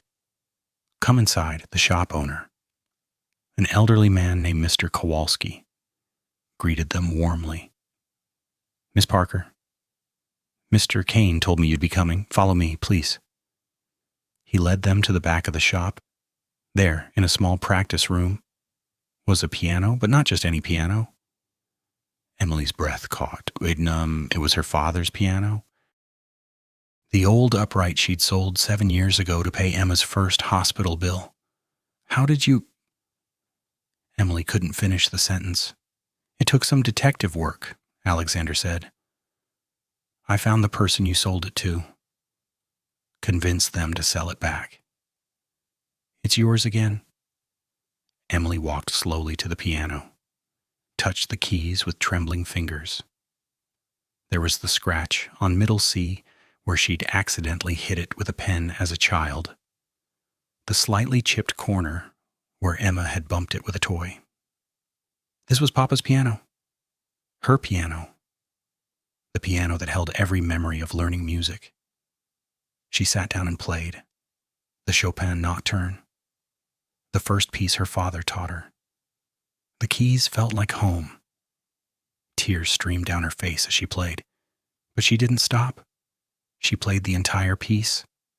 And when she finished, Alexander was crying too. "Thank you," Emily whispered. "This is the most incredible gift anyone's ever given me. Your father's piano deserves to be with his daughter." Alexander said simply. They had the piano moved to Emily's apartment. Now she had 2 pianos, the Yamaha for serious practice, Papa's old upright for joy, for memory, for heart. Life was good. Better than Emily had dared to dream. Her career was building steadily. Emma was getting stronger. With the transplant surgery scheduled for next month, and she was in love with a man who saw her, truly saw her, in a way no one else ever had. It was too perfect, too good. And as Emily should have known, things that are too good rarely last. The article appeared on a Tuesday morning, not in a reputable newspaper, but in a tabloid known for sensational celebrity gossip. The headline screamed, "Billionaire's bought girlfriend the truth about Emily Parker's rise to fame." Emily was at breakfast with Alexander when he saw it online. His face went pale. "Don't look at this." "What, let me see?" She grabbed the phone. As she read, she felt her stomach drop. The article was vicious. It claimed that Alexander had paid critics to write positive reviews, that he'd bribed venues to book her, that her entire career was manufactured by his money and influence, that she had no real talent, just a rich boyfriend willing to buy her success. There were quotes from anonymous sources in the classical music world, claims that major musicians were offended by her shortcut to fame, speculation about their relationship. Had it started at the party? Had she seduced him for money? Was the story about her sister even true? But the worst part was the photographs. Someone had been following them. There were pictures of Emily and Alexander holding hands in Central Park, kissing outside her apartment building, having dinner at the restaurant in Newark. The dates on the photos went back 2 months. Someone had been stalking them, waiting for the right moment to publish. This is... Emily couldn't find words. Her hands shook so badly she almost dropped the phone. "It's garbage," Alexander said. "Lies. We'll sue them. My lawyers will destroy them. But some of it isn't lies. We are, together. You did help my career. I provided opportunities. You earned everything through talent and hard work. But people won't see it that way." Emily felt panic rising in her chest. They'll think I slept my way to success, that everything I've accomplished is fake. Her phone started ringing. Margaret, her publicist. Emily answered with shaking hands. "Have you seen it?" Margaret asked without preamble. "Yes." "Okay, don't talk to any reporters. Don't post anything on social media. Don't leave your apartment. I'm handling this." How do you handle this? I've dealt with scandals before." "But Emily, I need to ask you something. Is any of it true? Are you and Alexander Kane in a romantic relationship?" Emily looked at Alexander. He nodded, leaving the decision to her. "Yes, we've been together for 3 months." Margaret was quiet for a moment. "Okay. That complicates things, but it's not insurmountable. The bigger question is the accusations about buying your career. That's what we need to fight. It's not true, Emily said firmly. Every performance, every review, every opportunity, I earned them. I believe you. But we need to prove it. I'm going to call every critic who reviewed you, every venue that booked you. Get them to go on record that there was no financial incentive. It'll take a few days. In the meantime, lay low over the next week. The story exploded. Other media outlets picked it up. Social media went crazy with opinions. Some people defended Emily, many didn't. The comment sections were brutal. Gold digger, talentless hack. She's only famous because she's sleeping with a billionaire. Her poor sister story is probably fake too. 3 venues canceled upcoming performances. The record label put her album on hold. The orchestras that had invited her to perform suddenly had scheduling conflicts. Doors that had been opening were slamming shut. Emily stopped eating, stopped sleeping. She tried to practice but couldn't focus. Every time she sat at the piano, she heard the voices. Fake. Bought. Fraud. Alexander was devastated. This is my fault. I should have been more careful. Should have protected you better. You didn't do anything wrong. I made you a target. Everyone wants to tear down people who are successful, and you were an easy target because of your connection to me. One night, a week into the scandal, Emily made a decision. She called Alexander and asked him to come over. When he arrived, she could barely look at him. I need to end the sponsorship, she said. What I need to prove I can succeed on my own, without your money, without your influence. I need to break our contract. Alexander stared at her. You're not serious. I am. It's the only way to prove I'm legitimate. I'll pay back what you've spent on me. It'll take time, but I'll do it. This is insane. You don't need to prove anything to anyone. Yes, I do. Emily's voice broke. I need to prove it to myself. Don't you understand? Right now, I don't know if I'm successful because I'm talented or because you made it happen. I need to know the truth. You know the truth? You're incredibly talented. The best pianist I've ever heard. You're biased. I'm honest. They argued for hours, Alexander trying to convince her she was making a mistake, Emily insisting it was the only way. Finally, exhausted, they reached an impasse. What about us? Alexander asked quietly. Are you ending that too? Emily's heart broke. I need space. Time to figure out who I am without you. I'm sorry. I love you, but I can't be with you right now. Emily, please. I'm sorry. She was crying now. I'm so sorry. But if I stay with you now, I'll never know if I made it on my own. And that will poison everything between us eventually. Alexander left. Emily locked the door behind him and slid to the floor. She cried until she had no tears left. Then she sat in the darkness of her apartment and faced the truth. She'd given up the man she loved to prove she was more than his project. She just hoped it was worth it. The next morning, Emily held a press conference. Her statement was brief and direct. She was ending her sponsorship arrangement with Alexander Kane. She would be pursuing her career independently from this point forward. She thanked him for his initial support, but needed to establish herself on her own merit. No, she would not be taking questions. The media went wild with speculation. Was the relationship over? Had Alexander dropped her? Was she trying to salvage her reputation? Emily ignored all of it. She had work to do. She moved out of the apartment Alexander had rented for her. found a tiny studio in Queens that she could afford with what she'd saved. It was a fraction of the size, in a rough neighborhood, but it was hers. Paid for with her own money. She couldn't afford Professor Harrison's fees anymore. She called to apologize. Harrison was surprisingly understanding. "You have what you need already," he said. "You know how to practice efficiently. You know what to work on.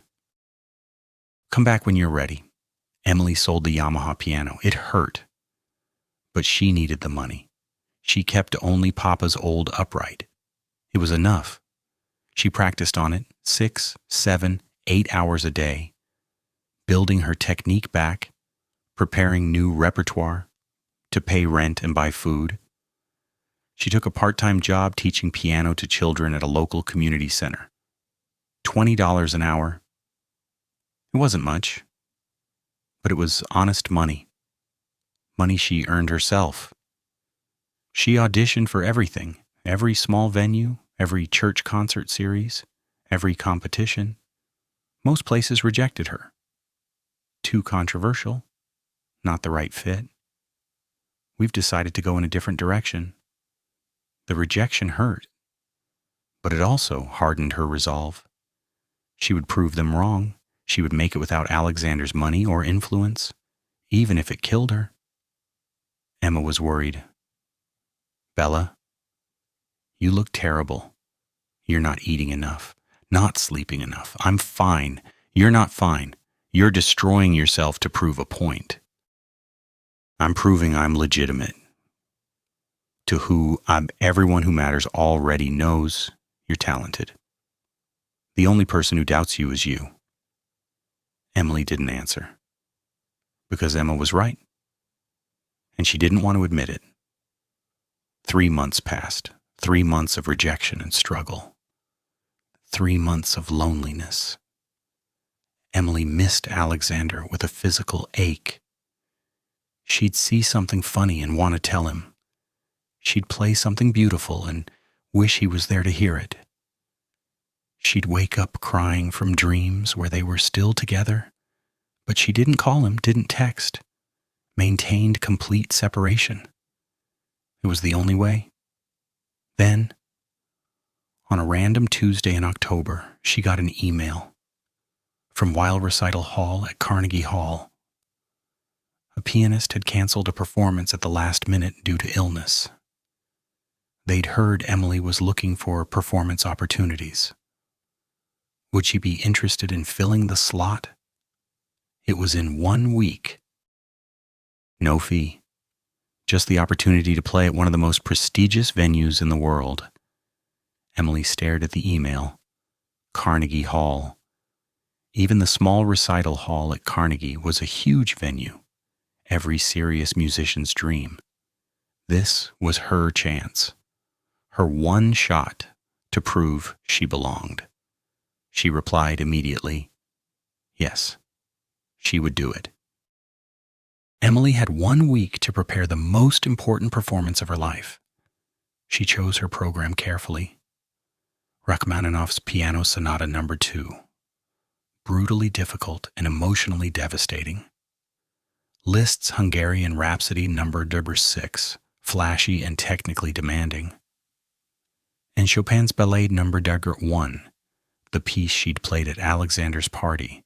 The piece that had started everything. She practiced until her fingers bled. Then she bandaged them and practiced more. 8 hours, 10 hours, 12 hours a day. Her neighbors complained about the noise. She didn't care. This was everything. Emma watched with growing concern.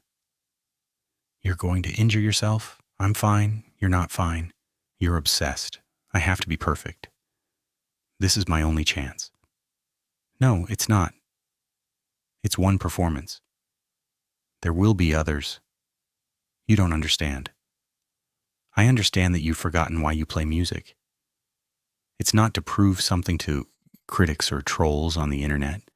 It's because you love it. Because it's part of your soul.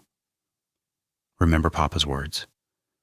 Music is about speaking to souls, Emily wanted to argue, but she was too tired, too stressed. She just kept practicing. 3 days before the performance, she hit a wall. Her hands cramped so badly she couldn't play. Her mind was foggy from exhaustion and poor sleep. She sat at Papa's old piano and put her head down on the keys. She wanted to cry but was too tired even for tears. There was a knock at her door. Emily almost didn't answer, but the knock came again, insistent. She dragged herself to the door and opened it. Emma stood there, leaning on her cane. She'd lost weight from the treatment, and her hair was covered by a bright pink scarf. But she was smiling. "You look terrible." "What are you doing here? You're supposed to be resting, and you're supposed to be preparing for the performance of your life. But from the look of you, you're preparing to collapse instead. Can I come in?" Emily let her in. They sat on Emily's small couch. Emma looked around the tiny studio apartment. "This place is depressing. It's what I can afford." "I know. I'm not criticizing. I'm just saying, you went from Alexander's world to this. That's a hard adjustment. I'm managing." "Are you? Because you look like you're barely surviving?" Emily finally broke. "I don't know if I can do this. I don't know if I'm good enough without all the support I had before. What if the critics were right? What if I only succeeded because of Alexander?" Emma took her sister's hands. "Listen to me.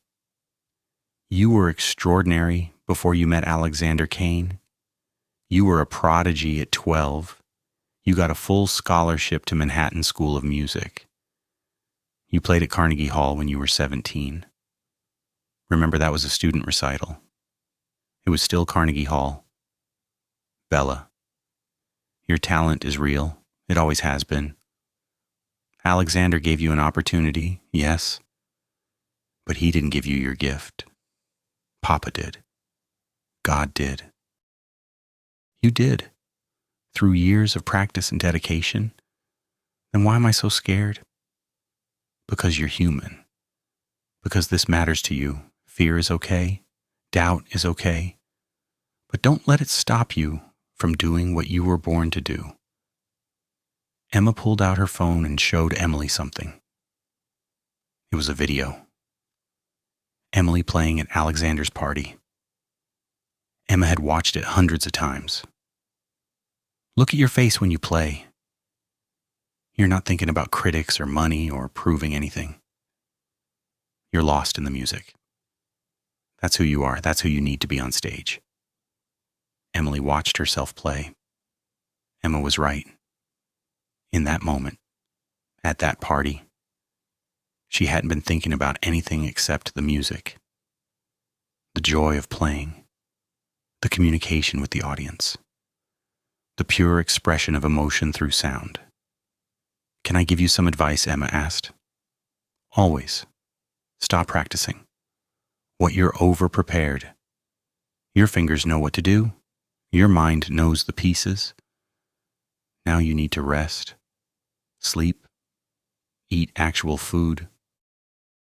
Give your body a chance to recover.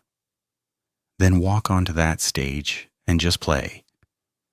Not to prove anything, not to salvage your reputation. Just play because you love music." Emily knew Emma was right.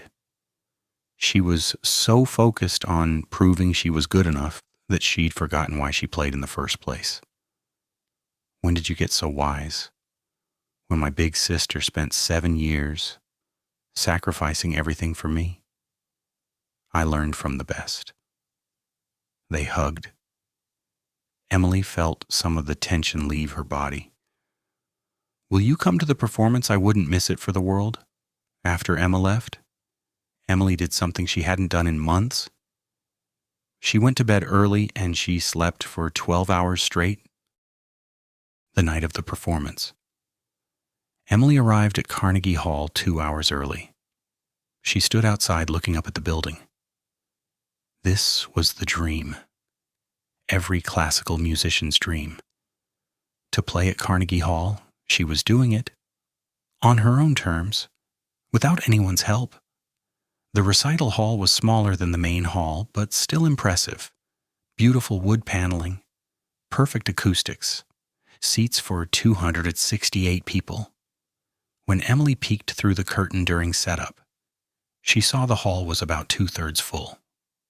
Maybe 200 people. Not sold out, but respectable for an unknown pianist with a tarnished reputation. She saw Emma in the front row, beaming with pride. Saw her former colleagues from the nursing home where she used to work. Saw several students from the community center where she taught. Real people who genuinely cared about her music. And in the very back row, hood pulled up, trying to be invisible, she saw Alexander. Her heart clenched. He'd come. Despite everything, despite the separation, despite her pushing him away, he'd come to support her. She wanted to run to him to tell him she was sorry, that she loved him, that she'd been a fool. But there was no time. The stage manager was calling her. Emily walked onto the stage. The applause was warm, but not overwhelming. These people weren't sure what to expect. Would she be good? Was the talent real or manufactured? She was here to answer that question definitively. She sat at the Steinway grand piano, adjusted the bench, looked at the keys, took 3 deep breaths. Then she began. The Rachmaninoff came first. This piece was about power and passion. She attacked it with everything she had. Her fingers flew across the keys, every note perfect, every phrase shaped with intention.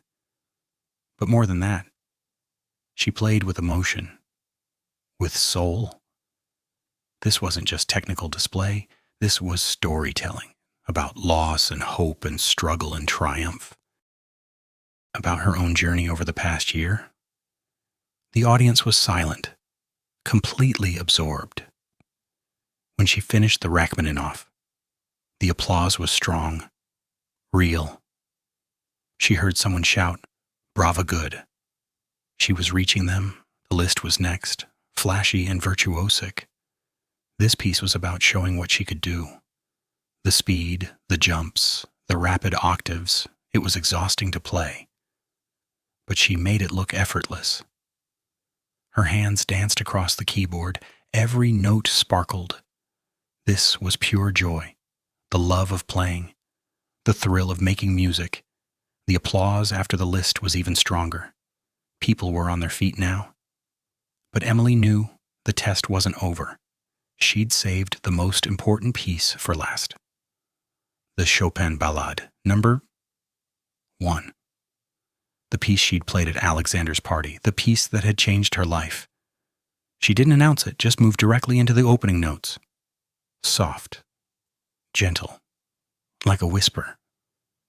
As she played, Emily forgot about the audience.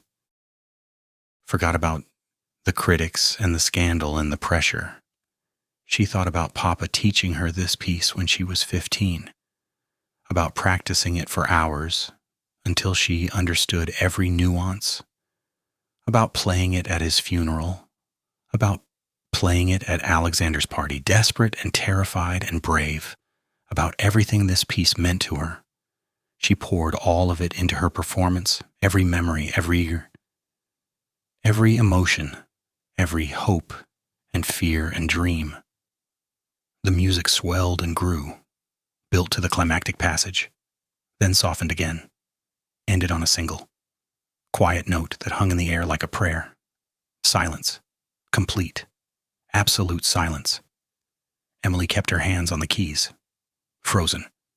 Had she failed? Was it not good enough? Then the applause started. But this wasn't normal applause. This was an eruption. People leaped to their feet, shouted, cheered. Several people were crying. The applause went on and on, 2 minutes, 3. Before, Emily stood and bowed, looked out at the audience.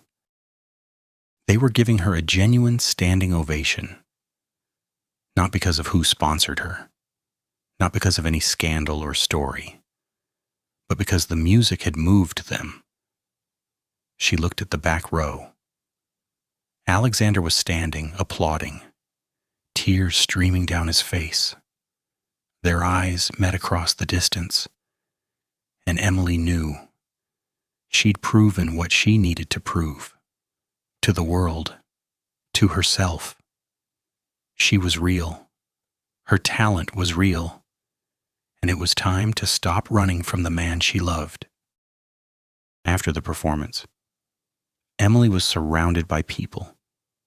Critics who dismissed her before were now offering compliments. That was extraordinary. You've matured as an artist. This is career-defining work. Venue managers pressed business cards into her hand. We'd love to book you. When are you available? What are your fees? A representative from the record label that had dropped her approached cautiously. We may have been hasty in our decision. Could we talk about reinstating your contract? Emily was polite but non-committal. My manager will be in touch. She didn't have a manager anymore, but she'd figure that out later. Right now, she only wanted to find one person. Emma wheeled her chair through the crowd. You were amazing, Bella. That was the most beautiful thing I've ever heard. Emily hugged her sister carefully. Thank you for coming. For everything you said. I told you you just needed to remember why you play. Have you seen...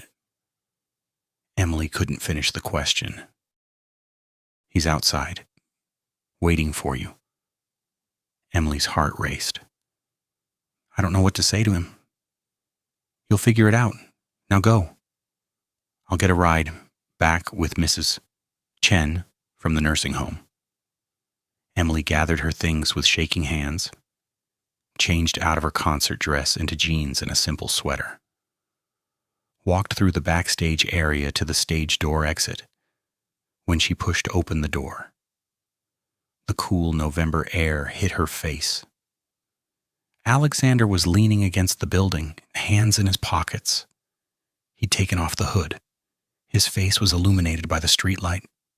He looked tired, thinner than she remembered, like the past 3 months had been as hard on him as they'd been on her. Hi, Emily said. Hi. Alexander straightened. You were incredible tonight, better than I've ever heard you play. Thank you for coming. I wouldn't have missed it. He paused.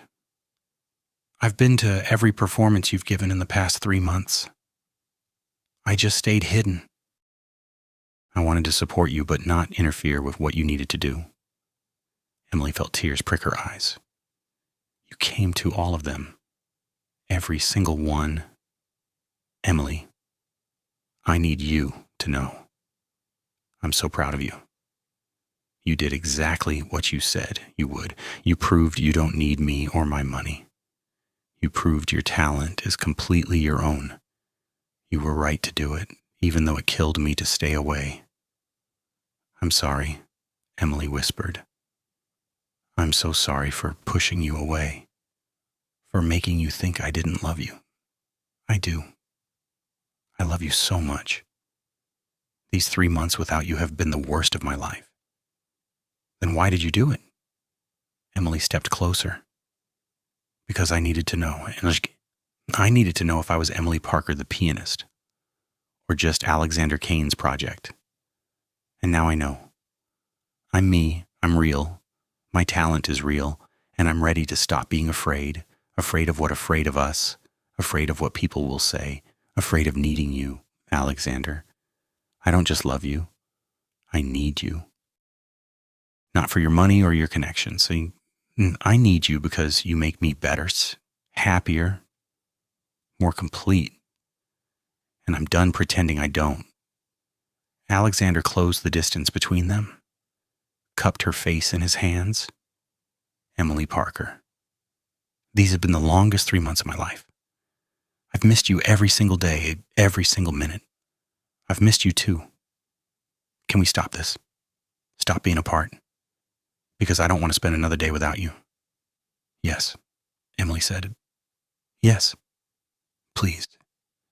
They kissed, right there on the street outside Carnegie Hall. A deep, passionate kiss that held 3 months of longing and pain and love. When they finally pulled apart, both were crying. I have something to show you, Alexander said. Will you come with me anywhere? They got into Alexander's car. The driver took them to the penthouse. Emily hadn't been there since the night she'd ended things. Walking in felt strange, familiar but foreign. I need to ask you something, Alexander said, and I need you to hear me out before you answer. Okay. He led her to the living room, to the piano, the Bosendorfer where she'd played that first night. But next to it now was another piano, Papa's old upright, the one Alexander had found and given back to her. When you moved out, you left this behind, Alexander said. You took it to your new apartment. But then when things got really tight financially, I heard you were considering selling it. So I bought it from you, through an intermediary, so you wouldn't know it was me. I've been keeping it here, keeping it safe. Emily walked to Papa's piano, touched the keys. You bought my piano, I couldn't let you lose it again. This piano is part of your history, part of your father's legacy. It should be in your home, making music. But this isn't my home. It could be. Alexander took a deep breath. Emily, I'm not asking you to move in with me. Not yet. We can take things slow. But I want you to know, whenever you're ready, there's a place for you here, for you and your piano, for you and Emma if she wants, for the life we could build together. Emily felt overwhelmed. Alexander, I don't need a penthouse. I know. You've proven you can make it in a studio apartment in Queens. You don't need my money or my lifestyle. But Emily, I need you to understand something. I'm not offering you this because I think you need rescuing. I'm offering it because I want to share my life with you, all of it. The good parts and the challenging parts, the fancy apartment and the quiet mornings and the mundane daily routine. I want all of that. With you, I want that too, Emily said. But I need to do this right. I need to rebuild my career on my terms first. Get back the opportunities I lost. Prove that I'm serious and professional. I understand. Take all the time you need. I'm not going anywhere. Emily kissed him. Soft and gentle this time. Can I ask you something? Anything. That first night at your party, you joked that you'd marry anyone who could play your piano. Did you mean it? Alexander smiled. At the time, no. It was just arrogant drunk talk. But now he pulled a small box from his pocket, opened it to reveal a ring. The same ring Emily had seen once before, 3 months ago, before everything fell apart. I bought this before the scandal, Alexander said. I was going to propose after one of your performances. Then everything happened and I put it away. I've been carrying it with me ever since, hoping for a chance to ask you properly. Emily's heart stopped. Are you asking now? No, not tonight. You just had a major triumph. You need time to process, and we need time to rebuild what we had. But Emily, I want you to know, when the time is right, when you're ready, I'm going to ask you to marry me, and I hope you'll say yes. I will, Emily said. When you ask, whenever that is, the answer will be yes. They spent the night at the penthouse, just holding each other, talking, making up for lost time. It was late when Emily finally asked, "What happens now with us? I mean, do we go public?"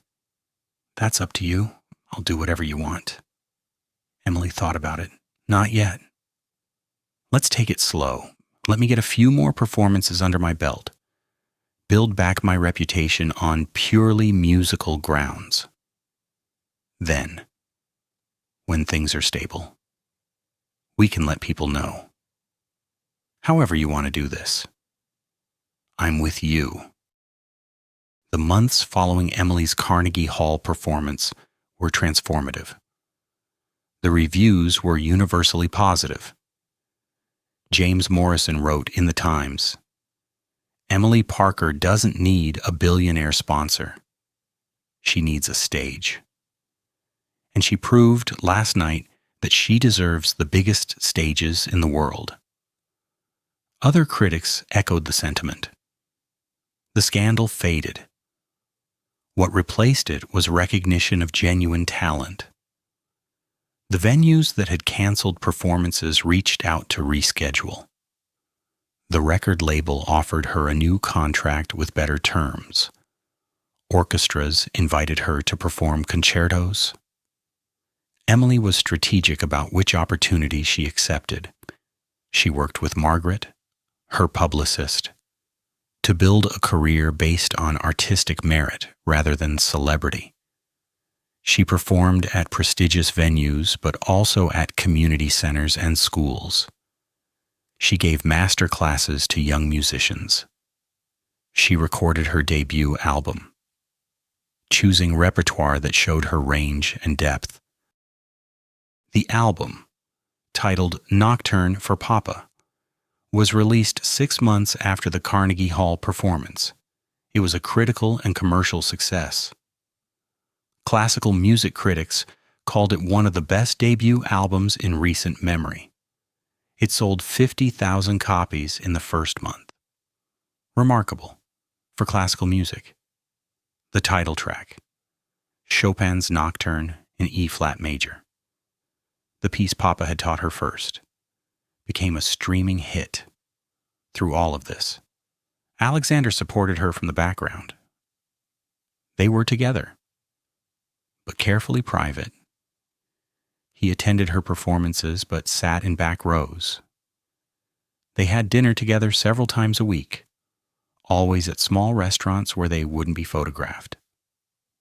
They spent weekends at his house in Connecticut, far from the city and prying eyes. Emma's transplant surgery happened 2 months after the Carnegie Hall performance. It was a success. The donor match was excellent. Her body accepted the new bone marrow without major complications. She spent 6 weeks in the hospital recovering, and Emily was there almost every day. So was Alexander. He'd read to Emma, watch movies with her, help her with physical therapy exercises. "You know you're stuck with him now, right?" Emma told Emily. "He's seen me at my worst, with no hair and throwing up in a bucket. That's family-level stuff." When Emma was released from the hospital, she moved into Emily's studio apartment temporarily. It was cramped with 2 people, but they made it work. Emily practiced early in the morning before Emma woke up. They cooked simple meals together, watched terrible reality TV, laughed until they cried at inside jokes. "I'd forgotten what it was like," Emma said one night, "to just be sisters. Not patient and caregiver, but sisters. We're going to have so many years of just being sisters," Emily promised. "You're going to go to college, find someone wonderful, have adventures, all of it." "What about you? What adventures are you going to have?" Emily smiled. "I think I've had enough adventure for a while. Now I just want music and love and quiet happiness." "Boring," Emma teased, "but I'm happy for you." 10 months after the scandal, Emily gave an interview to a major magazine. The interviewer asked the question everyone wanted to know. Are you and Alexander Kane together? Emily had discussed this with Alexander beforehand. They'd agreed it was time. Yes, Emily said simply. We're together. We've been together, on and off, for about a year and a half. There was speculation that your relationship influenced your career advancement. I understand why people speculated, but anyone who's followed my career over the past year has seen me succeed completely independently. I've performed at major venues, released a successful album, built a real career. None of that was because of Alexander. It was because of talent and hard work. But he was your sponsor initially. He gave me an opportunity when I desperately needed one. But opportunity and talent are two different things. He couldn't make me talented. He could only help create a situation where my talent could be recognized. I'm grateful to him for that. But I'm also proud of what I've accomplished on my own. So the relationship is serious? Emily smiled. Yes, very serious. Alexander is my partner in life, not just someone who helped my career. He's kind and thoughtful and supportive. He challenges me to be better, makes me happy. I love him. The interview was published. There was some brief media interest, but nothing like the scandal before. Most people's reaction was good for them. The narrative had shifted. Emily wasn't Alexander's bought girlfriend anymore. She was a successful artist in her own right, who happened to be dating a successful businessman. Normal, legitimate. A week after the interview, Alexander took Emily to dinner at a fancy restaurant, one of the places where they'd hidden before. But this time they sat at a prominent table. No more hiding. How does it feel? Alexander asked. Being public. Surprisingly good. Like we don't have to pretend anymore. No more sneaking around. No more sneaking around. After dinner, they walked through Central Park. It was a beautiful spring evening. Cherry blossoms were blooming. Couples walked hand in hand. Musicians played in the distance. Alexander led Emily to Bow Bridge, the iconic bridge over the lake, surrounded by trees. The place was romantic and perfect and completely them. Emily. Alexander said, "Do you remember what I told you a year ago? That when the time was right, I'd ask you something." Emily's heart started racing. Yes. Alexander got down on one knee, pulled out the ring box. Emily Parker, you've changed my life in every way possible. You've taught me about beauty and passion and what really matters. You've shown me that love is more valuable than all the money in the world. You've made me a better man. I don't want to spend another day without you. I don't want to wake up in a bed you're not in. I don't want to hear beautiful music and not have you there to share it. I want to build a life with you, have adventures with you, grow old with you. Will you marry me? Emily was crying. Happy tears this time. Yes, yes, 1,000 times yes. Alexander slipped the ring on her finger, stood up and kissed her. Around them, tourists and locals who'd gathered to watch applauded and cheered. Emily laughed through her tears. That was perfect, she said. You're perfect. When should we get married? Whenever you want? Tomorrow? Next year? I don't care. As long as it happens eventually. Emily thought about it. Next spring? I want Emma to be fully recovered and strong. I want to finish my next album. And I want to plan something small and meaningful, not a big society wedding. Whatever you want, Alexander said, as long as I get to marry you. 1 year later, on a perfect Saturday in May, Emily Parker and Alexander Kane got married. The ceremony was in a small church in Newark, New Jersey, the same church where David Parker had been the organist for 20 years, the same church where Emily had attended services as a child, where she'd first heard the great hymns and classical pieces played on the historic pipe organ. 50 people attended, not business associates or society figures, but real friends and family. Emma, fully recovered and glowing with health, was the maid of honor. She wore a soft blue dress, and her hair, grown back thick and beautiful after treatment, was styled with flowers. Marcus, Alexander's college roommate, was the best man. Professor Harrison sat in the front row, beaming with pride. Mrs. Chen from the nursing home where Emily used to work was there. The kids from the community center where Emily taught piano, Alexander's closest friends from his company, people who actually knew and loved the couple. Emily wore a simple white dress, not a designer gown worth thousands, but a beautiful dress from a small boutique. It was elegant in its simplicity. Oh, she carried a bouquet of wildflowers in her hair. She wore a small silver clip that had belonged to her mother, one of the few things she'd left behind. Alexander wore a simple navy suit. He looked nervous and happy and completely unlike the arrogant billionaire from the party where they'd met. He looked like a man in love, about to marry his best friend. The ceremony was conducted by the church's pastor, a kind woman who'd known Emily's father.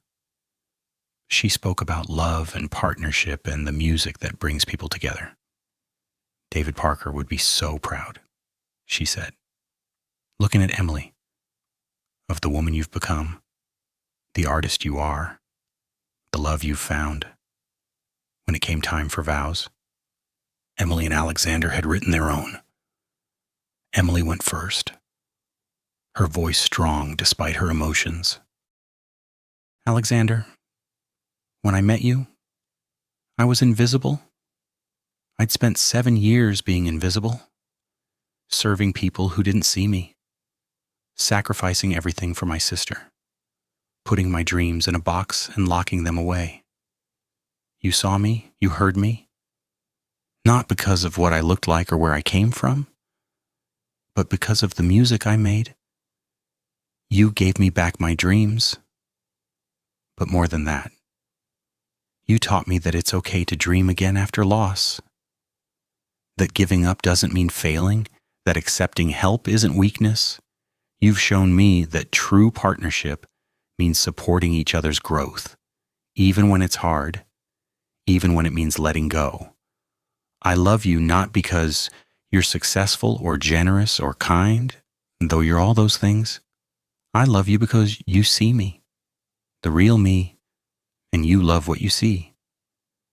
I promise to always see the real you too, to support your dreams as you've supported mine, to build a life together that's about more than money or success or fame. A life about love and music and quiet morning coffee and terrible cooking attempts. That's the life I want. With you, there wasn't a dry eye in the church. Alexander pulled out a handkerchief to wipe his own eyes before speaking. Emily, the night you walked up to my piano, you changed my life forever. I was empty before you. I had everything money could buy and nothing that actually mattered. I'd given up on finding real connection, real meaning, real love. And then you played. Your music reached into my chest and grabbed my heart.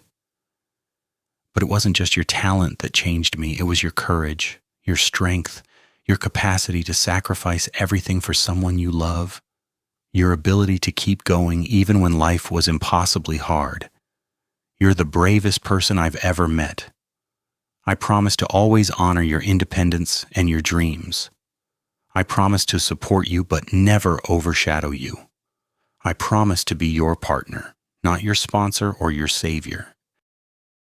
I promise to love you in success and struggle, in good times and hard times, in music and in silence. You taught me how to feel again. I promise to spend the rest of my life making sure you never regret taking that chance on me. The pastor pronounced them husband and wife. They kissed to thunderous applause as they walked back down the aisle together. Professor Harrison played the organ, not the traditional wedding march, but Chopin's Nocturne in E-flat major. Papa's favorite, the piece that had started Emily's journey. The reception was held at Rosa's Kitchen, the small Mexican restaurant where they'd had their first date. Carmen, the owner, had closed the restaurant for the day and decorated it with lights and flowers. It was cozy and warm and perfect. Emma gave a speech that had everyone laughing and crying. When my sister gave up her dreams to take care of me, I felt guilty every single day. I watched her work 3 jobs. I watched her exhaustion. I watched her lock away the thing she loved most in the world, and I couldn't do anything to help her. Then Alexander came into our lives, and everything changed. Not just because of his money, though that saved my life and I'm grateful, but because he saw what I saw. That Bella is extraordinary, that her talent deserves to be shared, that her sacrifices deserve to be honored. Alexander, you didn't just save me, you saved both of us. You gave Bella back her music. You gave me back my sister's smile. You gave us both hope when we'd forgotten what hope felt like. Thank you for being the answer to prayers I didn't know how to pray. And Bella, you've always been my hero. Now you get to be someone else's hero too. I love you both so much. Victoria Hastings, the woman who'd mocked Emily at the original party, was there. She'd reached out months ago to apologize and had become a genuine friend. She stood to speak. I was cruel to Emily the night we met. I judged her based on her uniform instead of her character. I mocked her for even trying. I've never been more wrong about anything in my life. Emily, you taught me and everyone else in that penthouse that night a lesson we desperately needed. That value isn't about money or status. That talent doesn't care about your background. That courage means trying even when everyone expects you to fail. Thank you for forgiving my cruelty and for showing us all what real grace looks like. The evening was filled with music. Professor Harrison played a few pieces. Some of Emily's students performed, and then, as the party was winding down, Emily sat at an old upright piano in the corner of the restaurant. Alexander sat beside her on the bench, and they played together. A simple duet, with Emily playing the melody and Alexander playing basic bass notes. It was imperfect and beautiful, just like their relationship. 1 year after the wedding, Emily and Alexander's life had settled into something wonderfully ordinary. They lived in the penthouse. Though Emily had insisted on redecorating, it was still luxurious but warmer now, full of life, full of music. Emily's career had reached new heights. She'd performed at major venues across the United States and Europe. Her second album had been nominated for a Grammy. She'd been invited to be a featured artist at the Aspen Music Festival. Major orchestras competed to have her perform with them. But she'd also stayed grounded. She still taught at the community center in Queens once a week. She gave free concerts at schools and hospitals. She mentored young musicians who showed promise but lacked resources. She remembered where she came from and made sure her success lifted others up. Alexander had stepped back from the day-to-day operations of his company. He'd appointed a CEO to run things and moved into a chairman role that required less of his time. He wanted balance, wanted to actually live life instead of just working. He spent his mornings reading and thinking and learning. His afternoons often involved attending Emily's rehearsals or meeting her for lunch. His evenings were for them. He'd also started a foundation, the Parker Foundation, named after Emily's father. It provided scholarships and instruments to talented young musicians from low-income families. It funded music programs at underfunded schools in the first year alone. They'd helped over 200 young musicians pursue their dreams. This is what money should do, Alexander told Emily. Not sit in investment accounts, but change lives, open doors, create opportunities. Emma was thriving. She'd been cancer-free for over 2 years now. She'd enrolled at NYU, majoring in music therapy. She wanted to help other people facing serious illness find comfort and healing through music. She lived in a dorm, experiencing normal college life. She had friends and a boyfriend and a bright future ahead of her. Every Sunday, Emily and Alexander had dinner with Emma, sometimes at the penthouse, sometimes at her dorm, sometimes at Rosa's kitchen. They'd talk about everything and nothing. Emma would tease them about being an old married couple. They'd laugh and argue over what movie to watch. It was ordinary and precious. One Saturday afternoon, Emily was practicing in the penthouse when Alexander came home early from a meeting. He listened from the doorway, as he often did. When she finished the piece, he walked over to the piano. "I have something to show you," he said. He pulled out his phone and showed her an email. It was from Carnegie Hall. They were inviting Emily to perform at the main hall. Not the recital hall. A full solo recital. One of the most prestigious bookings a classical pianist could receive. "Alexander, this is, Emily couldn't find words. "This is everything. You deserve it. You've earned it." Emily looked at the piano. Both pianos. Actually, the Bosendorfer and Papa's old upright, sitting side by side. One for showing off, one for soul, as she'd once said.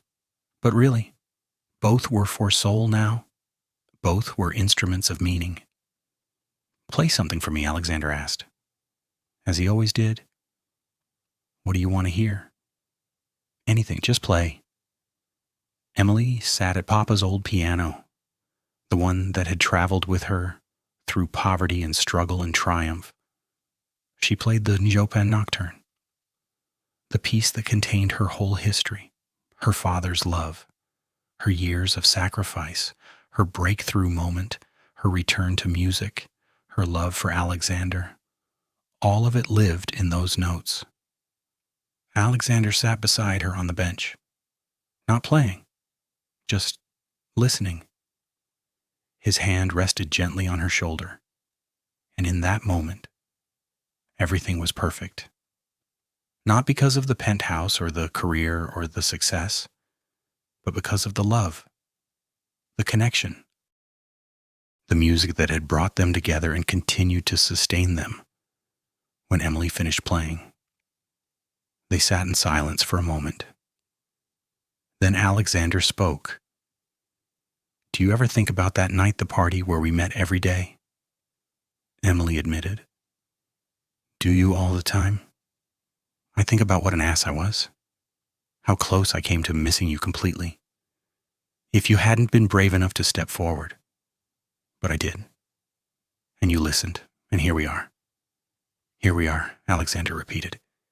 He pulled her close. "I love you, Emily Kane. I love you too." 2 years after that first night, Emily stood backstage at Carnegie Hall. Not the recital hall this time, but the main stage, Isaac Stern Auditorium, the most prestigious concert venue in America. She was about to perform a full solo recital.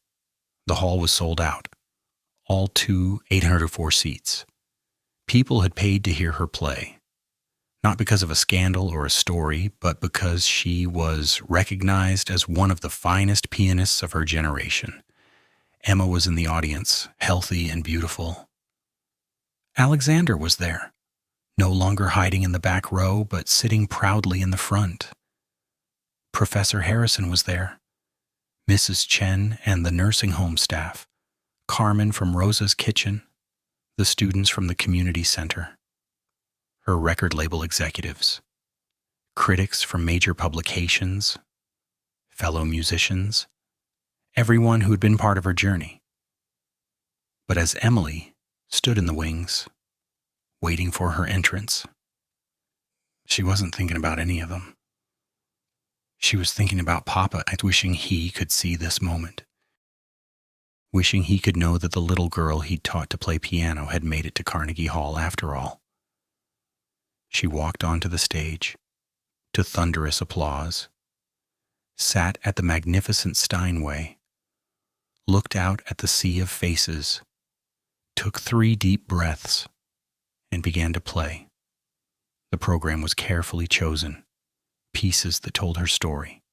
Rachmaninoff for the years of struggle, Liszt for the joy of music, Beethoven for the power of perseverance, and ending with Chopin, always Chopin, the ballad No. 1 that had started everything.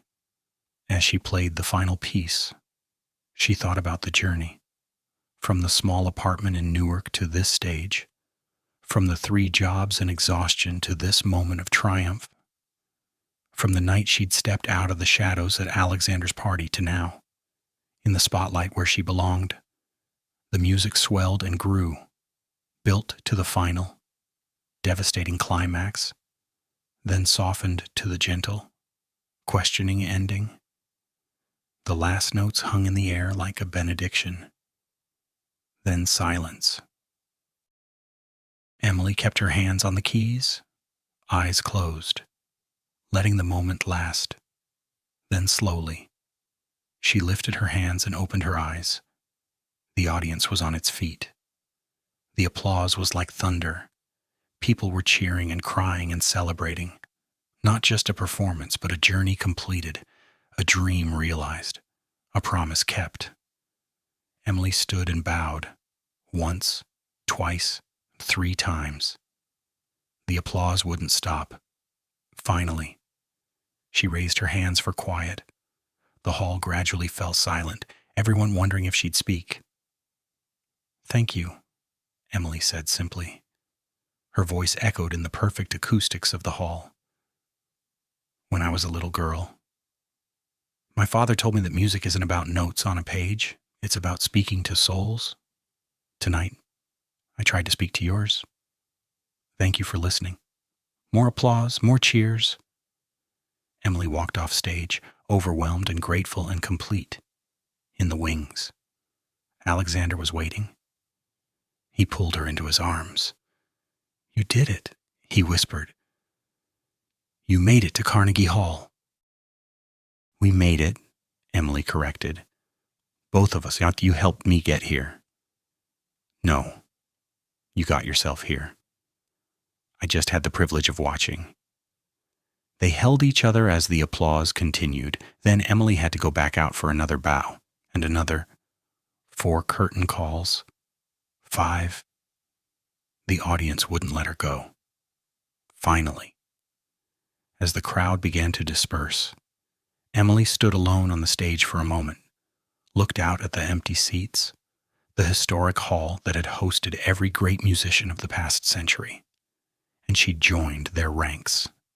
Emily Parker, the girl from Newark, the cleaning lady who dared to dream, the pianist who'd proven that talent and love and courage could overcome any obstacle. She walked to the piano one more time, sat down, and played a single piece, just for herself, the Chopin Nocturne, the one Papa had taught her first, the one that contained everything. And as she played, she could almost hear his voice. Emmy, music is about speaking to souls. You've done that, sweetheart. You've done that beautifully. When she finished, she whispered to the empty hall, "Thank you, Papa, for everything." Then she stood, walked off the stage, and into the arms of the man she loved, into the life she'd built, into the future that was bright with possibility. The story that had begun with a desperate gamble at a billionaire's party had become something neither Emily nor Alexander could have imagined. A love story, a redemption story, a story about second chances and the courage to dream again. As they left Carnegie Hall together, hand in hand, Emily thought about the question that had started everything. If you can play that piano, I'll marry you. She'd played, and he'd kept his promise. But more than that, they'd found something more valuable than money or fame or success. They'd found each other. They'd found meaning. They'd found home. And in the end, that was the greatest music of all.